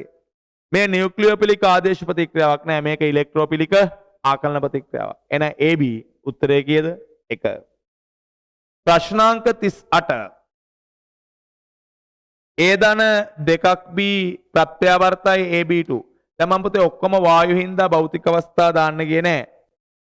මේක 27 දී හදනවලු මේක ගැන සත්‍ය මොකක්ද කියලා අහනවා. ඉදිරි ප්‍රතික්‍රියාවේ එන්ට්‍රොපි පර්යාසයේ ඍණාගයක්. ඕනේ.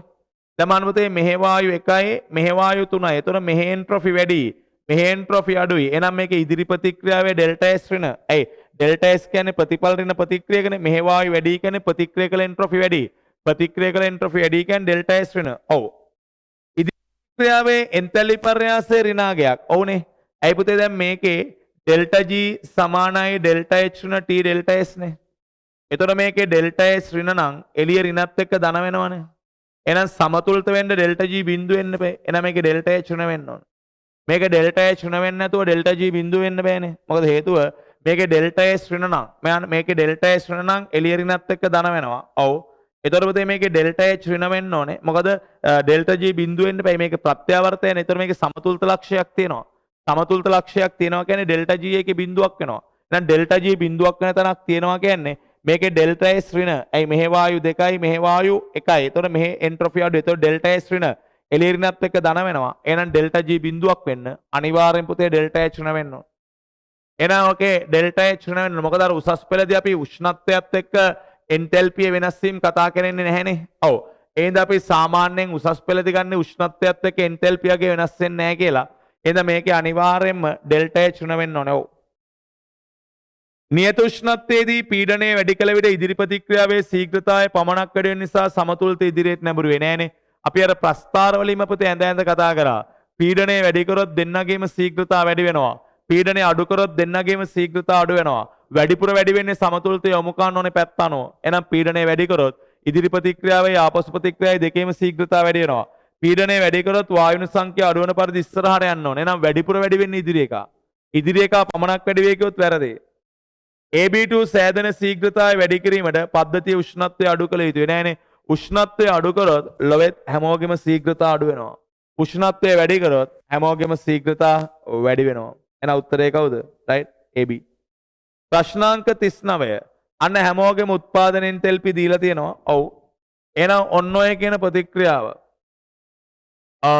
CO ධන H2O ප්‍රත්‍යවර්තයි CO2 ධන H2. මේක සම්බන්ධයෙන් සත්‍ය මොකක්ද කියලා අහනවා.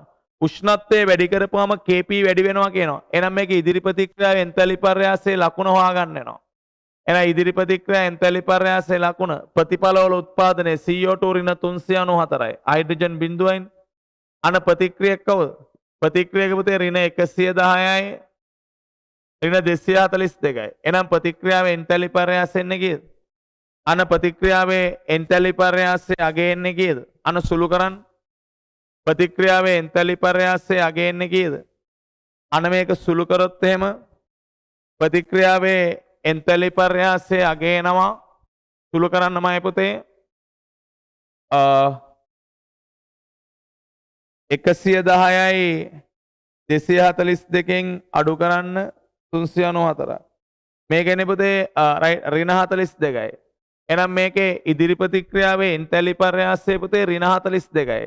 එහෙනම් ඉදිරි ප්‍රතික්‍රියාවේ එන්තැලි පර්යාසය ඍණ 42යි නම් මම පුතේ ඉදිරි ප්‍රතික්‍රියාවේ එන්තැලි පර්යාසය ඍණ කියන්නේ මේකේ උෂ්ණත්වය වැඩි කරා කියලා. මේකේ වැඩි කරා කියලා පුතේ අරද මොකක්ද වෙන්නේ කියන්නේ? මේකේ Kp වැඩිවීමක් සිද්ධ වෙන්නේ නැහැ. ඉදිරි ප්‍රතික්‍රියා එන්තැලි පර්යාසය ඍණ නම් නැත්නම් ඉදිරි ප්‍රතික්‍රියා එන්තැලි පර්යාසය ඍණ නම් උෂ්ණත්වය වැඩි කාදී සමතුලිතතානියත අඩු වෙනවා. එහෙනම් පුතේ පළවෙනි ප්‍රකාශය වැරදි. උෂ්ණත්වය වැඩි කළ විට සක්‍රීය ශක්තිය අඩු වෙන්නේ නැහනේ. සක්‍රීය ශක්තිය කියන්නේ ප්‍රතික්‍රියකයේ සක්‍රීය සංකේතය අතර තිබෙන ගමන් නැත්නම් උස. ඒතකොට දැන් මේකේ පුතේ ප්‍රතික්‍රියාවේ ගමන් මාර්ගය වෙනස් වෙන්න ඕනේ සක්‍රීය ශක්තිය වෙනස් වෙන්න. කවදාවත් පුතේ උෂ්ණත්වය වැඩි කරා කියලා ප්‍රතික්‍රියාවේ ගමන් මාර්ගය වෙනස් වෙන්නේ නැහනේ. උෂ්ණත්වය වැඩි කරා කියලා ප්‍රතික්‍රියාව වෙන පාරක යන්නේ නැහැ. එහෙනම් මේකේ උෂ්ණත්වය වැඩි කළ විට සක්‍රීය ශක්තිය අඩු වේ කියන එක වැරදි. ජලය වායුනව ද්‍රවයක් ලෙස පැවතියේ නම් ඉහත ප්‍රතික්‍රියාවේ ඉදිරි ප්‍රතික්‍රියාව එන්තැලි පර්යාසයේ වඩාත් ධන වේ කියලා කියනවා. මේ අහන්නකෝ. දැන් මෙතන ජලය ද්‍රවයක් විදියට තිබ්බොත් එහෙම ජලය ද්‍රවයක් විදියට තිබ්බොත් එහෙම පුතේ මෙන්න මේකේ ඍණාගය වැඩි වෙනවනේ. ඇයි ද්‍රව ජලයේ ද්‍රවයක් විදියට තිබ්බොත් පුතේ මේකේ ඍණාගය වැඩි වෙනවා. එහෙනම් මේකේ මෙයාගේ ඍණාගය වැඩි වෙනවා කියන්නේ මේ ඍණ පුතේ එන්තැල්පියට බලපාන්නේ ධන විදියට නෙයි මේ ඍණත් එක්ක ධන වෙලා. හරි. ඒ අර ජලයේ ද්‍රවයක් විදියට තිබ්බොත් එම් පුතේ ද්‍රව ජලයට ජල වාෂ්පට ද්‍රව ජලයේ විදියට තිබ්බොත් එයාගේ උත්පාදන එන්තැල්පිය ඍණාගය වැඩි වෙනවා. ඒක අපි සාමාන්‍යයෙන් දැනගන්න ඕනේ දෙයක්. ජල වාෂ්පයට වඩා ද්‍රව ජලයේ උත්පාදන එන්තැල්පිය ඍණාගය වැඩි. ජල වාෂ්පයට වඩා ද්‍රව ජලයේ උත්පාදන එන්තැල්පිය ඍණාගය වැඩි. හරිද? නැත්නම් අපිට මෙහෙමත් යන්න පුළුවන් නේද? අපි ද්‍රව ජලයේ ජල වාෂ්ප කරන අපි ශක්තිය දෙන්න එපයි. ඔව්. අන්න ඒ වගේ හරි ආගන්නකො නැත්නම් මේක සාමාන්‍ය මතක තියාගන්න. ද්‍රව ජලයේ උත්පාදන එන්තැල්පිය ඍණාගයේ ජල වාෂ්පයට වඩා වැඩි. ඒතර ද්‍රව ජලයේ ඍණාගය වැඩි කියන්නේ ඒ ඍණ මෙයත් එක්ක ගත්තාම අරයත් එක්ක සෙට් වෙන්නේ ධන විදියටයි. මෙතන ඍණාගය ගොඩාක් වැඩි වෙනවා කියන්නේ මේ ඍණත් එක්ක ධන වෙලා මෙතන ඩෙල්ටා H ධන කරන්න එයා උත්සාහ කරන්නේ. එන ඒ ප්‍රකාශය හරි. සමස්ත පීඩනයේ 3 ගුණයකින් වැඩි කළ විට හයිඩ්‍රජන්ගේ ආංශික පීඩනය 3 ගුණයකින් වැඩි වෙනවා උනේ. ඇයි? සමස්ත පීඩනයේ 3 ගුණයකින් වැඩි කරොත් මේ හැමෝගෙම ආංශික පීඩන 3 ගුණයකින් වැඩි වෙනවා. හැබැයි පුතේ සමතුලිතය වෙනස් වෙන්නේ නැහනේ. ඇයි? මේ සමතුලිතය ඩෙල්ටා n බිඳුවයි. එහෙනම් පීඩනය මත වෙනස් වෙන්නේ නැහැ. එහෙනම් සමස්ත පීඩනයේ 3 ගුණයකින් වැඩි කරපුවාම හයිඩ්‍රජන්ගේ ආංශික පීඩනයේ 3 ගුණයකින් වැඩි වෙලා ඒ වැඩි වෙච්ච අගේ හැමම තියෙනවා. ඇයි? මේකේ ඩෙල්ටා n බිඳුවයි කියන්නේ පීඩනය මත සමතුලිතය වෙනස් වෙන්නේ නැහැ. එහෙනම් ඩීත් හරේ. එහෙනම් උත්තරේ CD.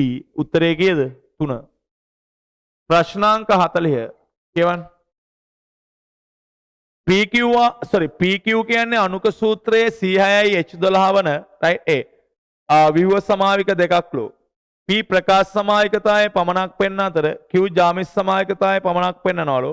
P හා Q හයිඩ්‍රජනීකරණය කරොත් C6යි H14 වන R නම් එකම විව්ව සමාවිකය ලැබෙන අතර right Qට HBr Qට P සහ Qට HBr ආකලනය කරපුවාම right CH13යි BR කියන S සහ T විව සමායක දෙක ලැබුණලු. සත්‍ය වන්නේ මොකක්ද කියලා අපෙන් අහනවා. හරි. R ප්‍රකාශ සමායකතාවය නොපෙන්වයි කියලා කියනවා. මේ අහන්නකෝ. right. දැන් මෙතන PQ කියන දෙන්නම හයිඩ්‍රජනීකරණය කරොත් එන්නේ R නේ. දැන් එහෙනම් මේ අහන්නකෝ. right. දැන් R කියන එක නම් C6යි H14. ඇතන පුතේ මෙතන අපිට ඕන නම් right ආගන්න දැන් මේක අපිට P කියන එක නා ගත්තොත් එහෙම ද්විත්ව බන්ධනයක් තියෙනවා. ඔව්. අර මෙන්න H එකයි CH3 එකයි. ඒතර ඉතුරු ටික ඔක්කොම දෙන්න ඕනේ. එහෙනම් මේ තාපතේ ඔය කියන P. මොකද P කියන එක නා පුතේ ප්‍රකාශ සමායකතාවය දක්වනවානේ ද්විත්ව බන්ධනයක් තියාගෙන. ඔව්. එහෙනම් පුතේ P කියන එක නා ප්‍රකාශ සමායකතාවය දක්වනවා ද්විත්ව බන්ධනයක් තියාගෙන. ඒතර පුතේ වෙන විව්ව අඳින්න බෑනේ P ට. ඇයි? මොකද හේතුව මෙන්න ස්පෙෂල් යුනිට් එක දුන්නා.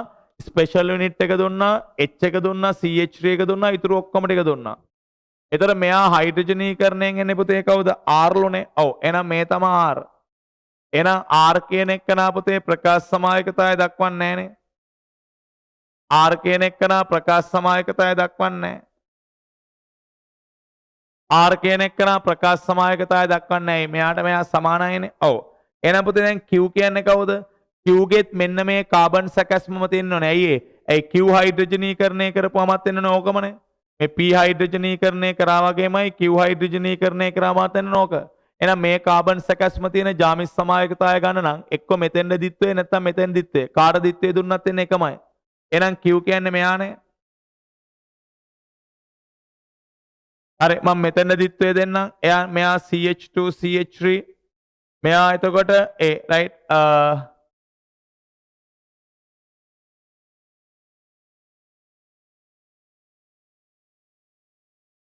මම මෙතන දිත්වය දෙන්නම්. එතකොට මෙයාට මේ දෙන්න මෙතන දිත්වය දෙනවා කියන්නේ මේක අයින් වෙනවානේ. ඔව්. එතකොට මේක එතකොට එන්නේ CH3H.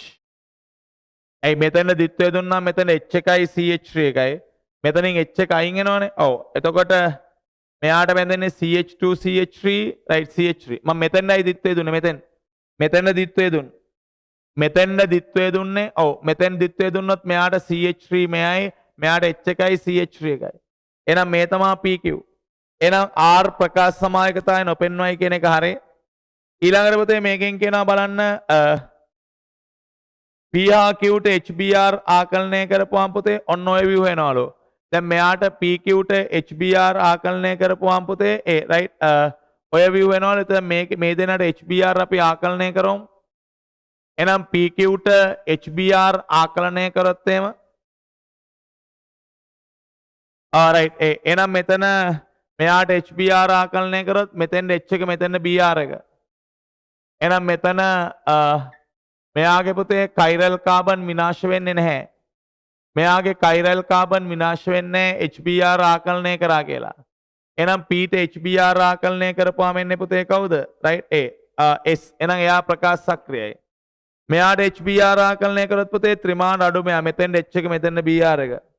එහෙනම් මෙයාට HBr ආකලනය කරොත්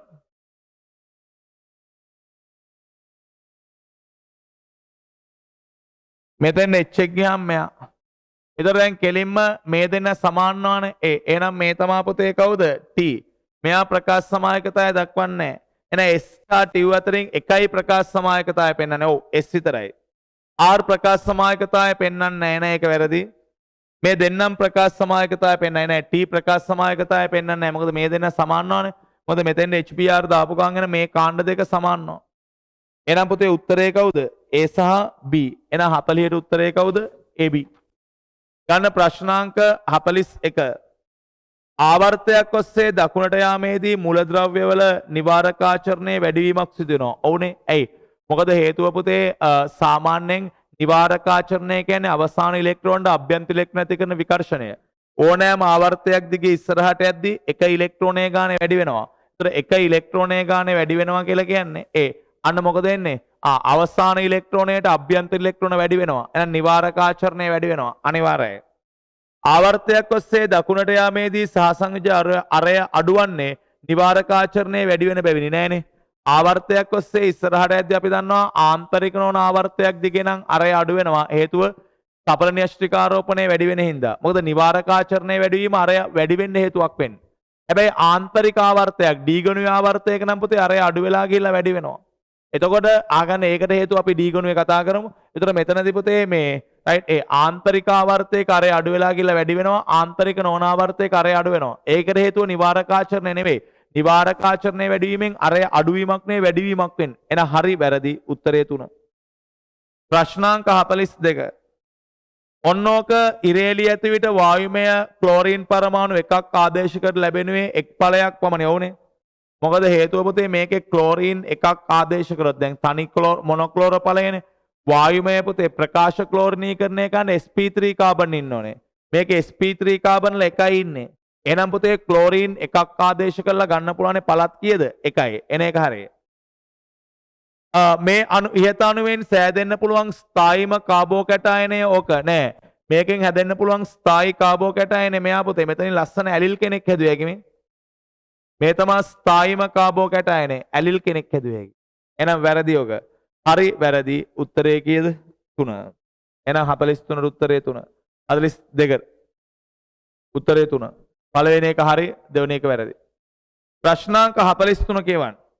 Fe ධන දෙක ද්‍රාවණයක් මගින් Ki වල දිය කරන ලද I2 වල වර්ණය වැඩි කරයි නෑනේ. මොකද හේතුව අපි දන්නවා පුතේ Fe ධන දෙක Fe ධන 3 බවට ඔක්සිකරණයයි වෙන්නේ. එතකොට පුතේ I2 I- බවට ඔක්සිහරණයක් වෙන්නේ. එතකොට I2 හරණය වෙනවා කියලා කියන්නේ පුතේ I2 ගේ දුඹුරු පාට අඩු වෙනවා. ඒතර I2 ගේ දුඹුරු පාට එතන වැඩිවීමක් සිද්ධ වෙන්නේ නැහැ. ඒතර I2 ගේ දුඹුරු පාට වැඩි කරන්න Fe ධන දෙකට බෑ. එනේ ප්‍රකාශය වැරදි. Fe ධන දෙක මගින් I- බවට ඔක්සිකරණය කරයි නෑ.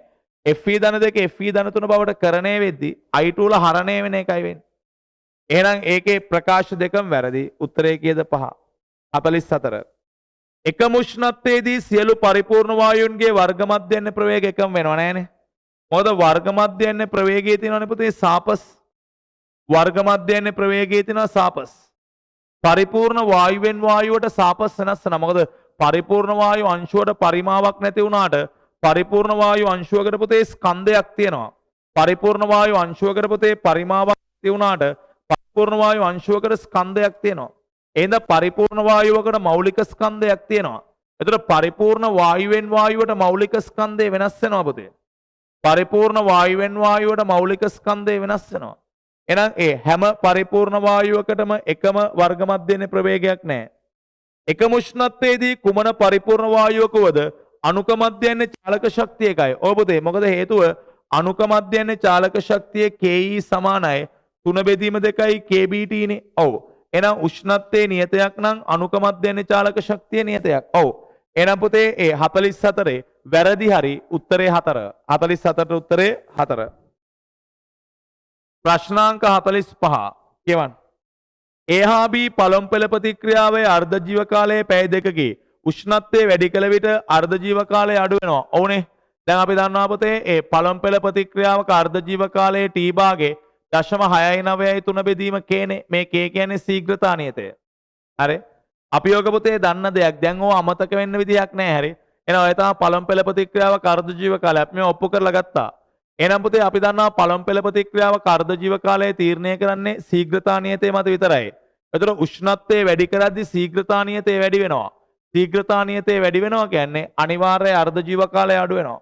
එහෙනම් පළමු පෙළ ප්‍රතික්‍රියාවක අර්ධ ජීව කාලය පැය 2යි උෂ්ණත්වය වැඩි කරොත් අර්ධ ජීව කාලය අඩු වෙනවා. ඔව්. පළමු පෙළ ප්‍රතික්‍රියාවක අර්ධ ජීව කාලයේ ශීඝ්‍රතා නියතයට පමණක් ප්‍රතිලෝමව සමානුපාතික වෙනවා. ඔව්. ඒ හින්දා තමයි උෂ්ණත්වය වැඩි කරද්දී අර්ධ ජීව කාලය අඩු වෙන්නේ. උත්තරේ 1. පැහැදිලි කිරීමක් තියෙනවා උත්තරේ 1. ප්‍රශ්නාංක 46. 45ට 1. කියවන 46. ප්‍රත්‍යාවර්ත රසායනික ප්‍රතික්‍රියාවක් ගතික සමතුලිතතාවයේදී ඉදිරියා අපසු ප්‍රතික්‍රියාවල ශීඝ්‍රතා සමානයි. ඔව්. ඒකනේ පුතේ ගතික සමතුලිතය කියන්නේ. සමතුලිතයි කියන්නේ ඉදිරි ප්‍රතික්‍රියාවේ ශීඝ්‍රතාවය ආපසු ප්‍රතික්‍රියාවේ ශීඝ්‍රතාවයට සමානයි. අන්න ඒකට තමයි අපි කියන්නේ සමතුලිතයි කියලා. ඔව් ඒක හරියි. ගතික සමතුලිතතාවයේදී පද්ධතියේ ප්‍රතික්‍රියක වැයීමේ ශීඝ්‍රතාවයන් ප්‍රතිඵල සෑදීමේ ශීඝ්‍රතාවයන්ට සමානයි. නෑනේ පුතේ.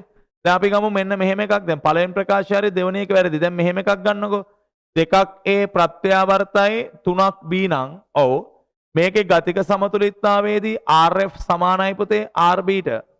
දැන් මේකේ RF කියලා කියන්නේ භාග්‍යවතාවක් ඩෙල්ටා A සාන්ද්‍රණය බෙදීම ඩෙල්ටා T. හරි. RB කියලා කියන්නේ 1/3 වතාවක් ඩෙල්ටා B සාන්ද්‍රණය බෙදීම ඩෙල්ටා T. එයාගේ ස්ටොයිකියමෙතික සංගුණක තියෙනවනේ. එහෙනම් RF RB ට සමානයිනේ. ඔව්. එහෙනම් මෙතනින් කිව්වේ ඇගේ භාග්‍යවතාවක් ඩෙල්ටා A සාන්ද්‍රණය බෙදීම ඩෙල්ටා T සමානයි 1/3 වතාවක් ඩෙල්ටා B සාන්ද්‍රණය බෙදීම ඩෙල්ටා T ට. එතකොට මේ කට්ටියගේ පුතේ ගතික සමතුලිත අවස්ථාවේදී RF RB ට සමානයි. ඔව්. හැබැයි පුතේ මේ A වැයවීමේ ශීඝ්‍රතාවය B වැයවීමේ ශීඝ්‍රතාවයට සමාන වෙන්නේ නැහනේ. ඇයි? මෙන්න මේ තුලිත සංගුණක තියෙනවා. එහෙනම් ඒ ප්‍රකාශය වැරදි. එහෙනම් පුතේ හරි වැරදි උත්තරය 3. 47. උත්ප්‍රේරකයක් මගින් ඉදිරියා පසු ප්‍රතික්‍රියා දෙකේම ශීඝ්‍රතා නියත වැඩි කරනවා. අනිවාර්යයි පුතේ. උත්ප්‍රේරකයක් දාපුවම ඉදිරියා පසු ප්‍රතික්‍රියා දෙකේම සක්‍රීය ශක්තිය නඩු වෙනවා. ඉදිරියා පසු ප්‍රතික්‍රියා දෙකේම සක්‍රීය ශක්තිය ඉක්ම අණු සංඛ්‍යාව වැඩි වෙලා ප්‍රතික්‍රියාවේ ශීඝ්‍රතාවය වැඩි වෙනවා. එනේ ප්‍රතික්‍රියාවේ ශීඝ්‍රතාවය එතෙන්ද වැඩි කරන්නේ ශීඝ්‍රතා නියතය මොකක් කරලාද? රයිට් වැඩි කරලා. අනිවාර්යයි. උත්ප්‍රේරකයක් ඉදිරියා පසු ප්‍රතික්‍රියා දෙකේම සක්‍රීය ශක්තිය කෙරේ බලපෑමක් නොදක්වයි නෑ. උත්ප්‍රේරකයක් පුතේ සක්‍රීය ශක්තිය අඩු කළා තමයි ඒ ශීඝ්‍රතාවයන් වැඩි කරන්නේ. එහෙනම් මේ ප්‍රකාශය වැරදි. එහෙනම් හරි වැරදි උත්තරය 3. උත්තර 44ත් උත්තරේ 3. 46ටත් 3 නේද? ඔව්. තාපදායක ප්‍රතික්‍රියාවක ශීඝ්‍රතාවයේ උෂ්ණත්වය වැඩි කරන විට අඩු වේ නෑනේ. අපි දන්නවා තාපදායකයි කියන්නේ රසායනිකයි.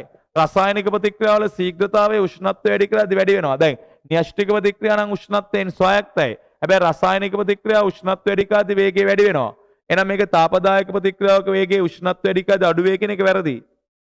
සමතුලිත පද්ධතියක උෂ්ණත්වය වැඩි කරන විට තාප අවශෝෂක ප්‍රතික්‍රියාව සිදුවන දෙස සමතුලිතතා ලක්ෂය නැඹුරු යව්. අපි දන්නවා සමතුලිත පද්ධතියක උෂ්ණත්වය වැඩි කරද්දී තාප අවශෝෂකයේ දෙයට තමයි සමතුලිතය නැඹුරු වෙන්නේ. උෂ්ණත්වය අඩු කරද්දී තාපදායකයේ දෙසට. ඒතර පළවෙනි එක වැරදි, දෙවෙනි එක හරි. ප්‍රශ්නාංක 49 කියවන්න. A තලයක් B යන ප්‍රතික්‍රියාව Aට සාපේක්ෂව පෙළ 1යි Bට සාපේක්ෂව පෙළ භාගයයිලු. A හා B යන දෙකේම සාන්ද්‍රණයේ සිව් ගුණයකින් වැඩි කරපුවාම ශීඝ්‍රතාවය 8 ගුණයකින් වැඩි වෙනවලු. දැන් නම් මේකේ R සමානයි රයිට් ඕකේ A ධන B ඵලනේ. sorry A ධන B ඵල. හරි. එහෙනම් මේකේ R සමානයි k වතාවක් Aට සාපේක්ෂව පළමු පෙළයි Bට සාපේක්ෂව භාගයයි. එහෙනම් එක වෙලාවකදී R සමානයි k වතාවක් C1 වතාවක් C2 භාගවෙනි බලය. ඌගෙන මේ ඔක්කොගේම පුතේ දෙකේම සාන්ද්‍රණ සිව් ගුණයකින් වැඩි කරනවා. හරි. ඒතර දෙන්නගේම සාන්ද්‍රණ සිව් ගුණයකින් වැඩි කරොත් 4යි C1යි මෙයා පුතේ 4යි C2 භාගවෙනි බලය කියන්නේ 2යි C2 භාගයයි 4 භාගය 2යි. එහෙනම් මේකේනෝ 8යි K C1 C2 භාගය. එහෙනම් K C2 C2 භාගය කියන්නේ R නේ. එහෙනම් මේකේ නව ශීඝ්‍රතාවය R dash නම් R dash කියන්නේ 8යි R. ඔව්. එහෙනම් ශීඝ්‍රතාවය 8 ගුණයකින් වැඩි කරනවා. ප්‍රතික්‍රියක සාන්ද්‍රණය වැඩි කරන විට ප්‍රතික්‍රියාවේ රයිට් ප්‍රතික්‍රියක සාන්ද්‍රණය වැඩි කරන සෑම විටම ප්‍රතික්‍රියාවේ ශීඝ්‍රතාවය වැඩි වේ. මේ අහන්නකෝ. දැන් පුතේ මෙන්න මේ දේවල් අපි ඇඟේ තියාගන්න ඕනේ. මේක අපි සුපුරුදු කාරණා. ප්‍රතික්‍රියාවේ නැත්නම් ප්‍රතික්‍රියක සාන්ද්‍රණය වැඩි කරන විට ප්‍රතික්‍රියාවේ ශීඝ්‍රතාවය වැඩි වේ. ඒ ප්‍රකාශය හරියි. නමුත් ප්‍රතික්‍රියක සාන්ද්‍රණය වැඩි කරන සෑම විටම ශීඝ්‍රතාවය වැඩි වේ කිව්වොත් වැරදි. ඇයි? ශුන්‍ය පෙළ ප්‍රතික්‍රියකයක සාන්ද්‍රණය වැඩි කරා කියලා ශීඝ්‍රතාවය වෙනස් වෙන්නේ නැහැ. ඒවා අපේ සුලභ කාරණා. එහෙනම් පුතේ මේකේ ප්‍රතික්‍රියක සාන්ද්‍රණය වැඩි කරන සෑම විටම ශීඝ්‍රතාවය වැඩි වේ කියන එක වැරදි. ඇයි? ශුන්‍ය පෙළ ප්‍රතික්‍රියකින් ඉන්නේ නේද? ඔව්. ප්‍රශ්නාංක 50. අර එහෙනම් පළවෙනි එකේ බලන්න පළවෙනි 49 පළවෙනි එක හරි දෙවෙනි එක වැරදි. 49ට උත්තරේ 3 හරි. ඒ පළවෙනි එක හරිනේ. ඔව්. ඒ 8යි R නා දෙවෙනි එක වැරදි. හරි. 48ට 4 වෙන්නේ නේද? පළවෙනි එක වැරදි දෙවෙනි එක හරි. 50. ගතික සමතුලිතතාවය පවතින පද්ධතියක ප්‍රතිඵල හා ප්‍රතික්‍රියක සාන්ට අතර අනුපාතයේ නියත උෂ්ණත්වයේදී නියතයක් නැහැනේ. ගතික සමතුලිතතාවය පවතින පද්ධතියක ප්‍රතිඵල හා ප්‍රතික්‍රියක අතර අනුපාතයේ නියතයක් වෙන්නේ නැහැ නේ. ඇයි? මොකද්ද තියරිය? රයිට්. KPKC කියන්නේ ප්‍රතිඵල බෙදීම් ප්‍රතික්‍රියක නෙවෙයිනේ. ස්ටොයිකියෝමිතික සංගුණකවල බලයට නංවා. එතකොට අර නියතයක් වෙන්නේ ස්ටොයිකියෝමිතික සංගුණකවල බලයට නංවා. හරි. නැතුව KP හා KC අර්ථ දක්වද්දී ස්ටොයිකියෝමිතික සංගුණකවල බලයට නංවා කියන එක කියන්න ඕනේ. එහෙම නැතුව නිකම්ම ප්‍රතිඵල බෙදීම් ප්‍රතික්‍රිය කියලා කියන්න බෑ. එන එක වැරදි. 50 පළවෙනි එක වැරදි. N2O4 මවුල එකක් ඝන ඩෙසිමීටර් 5ක ධාරිතා ඇතු භාජනයක විඝටනයට සලස්වා ඇත.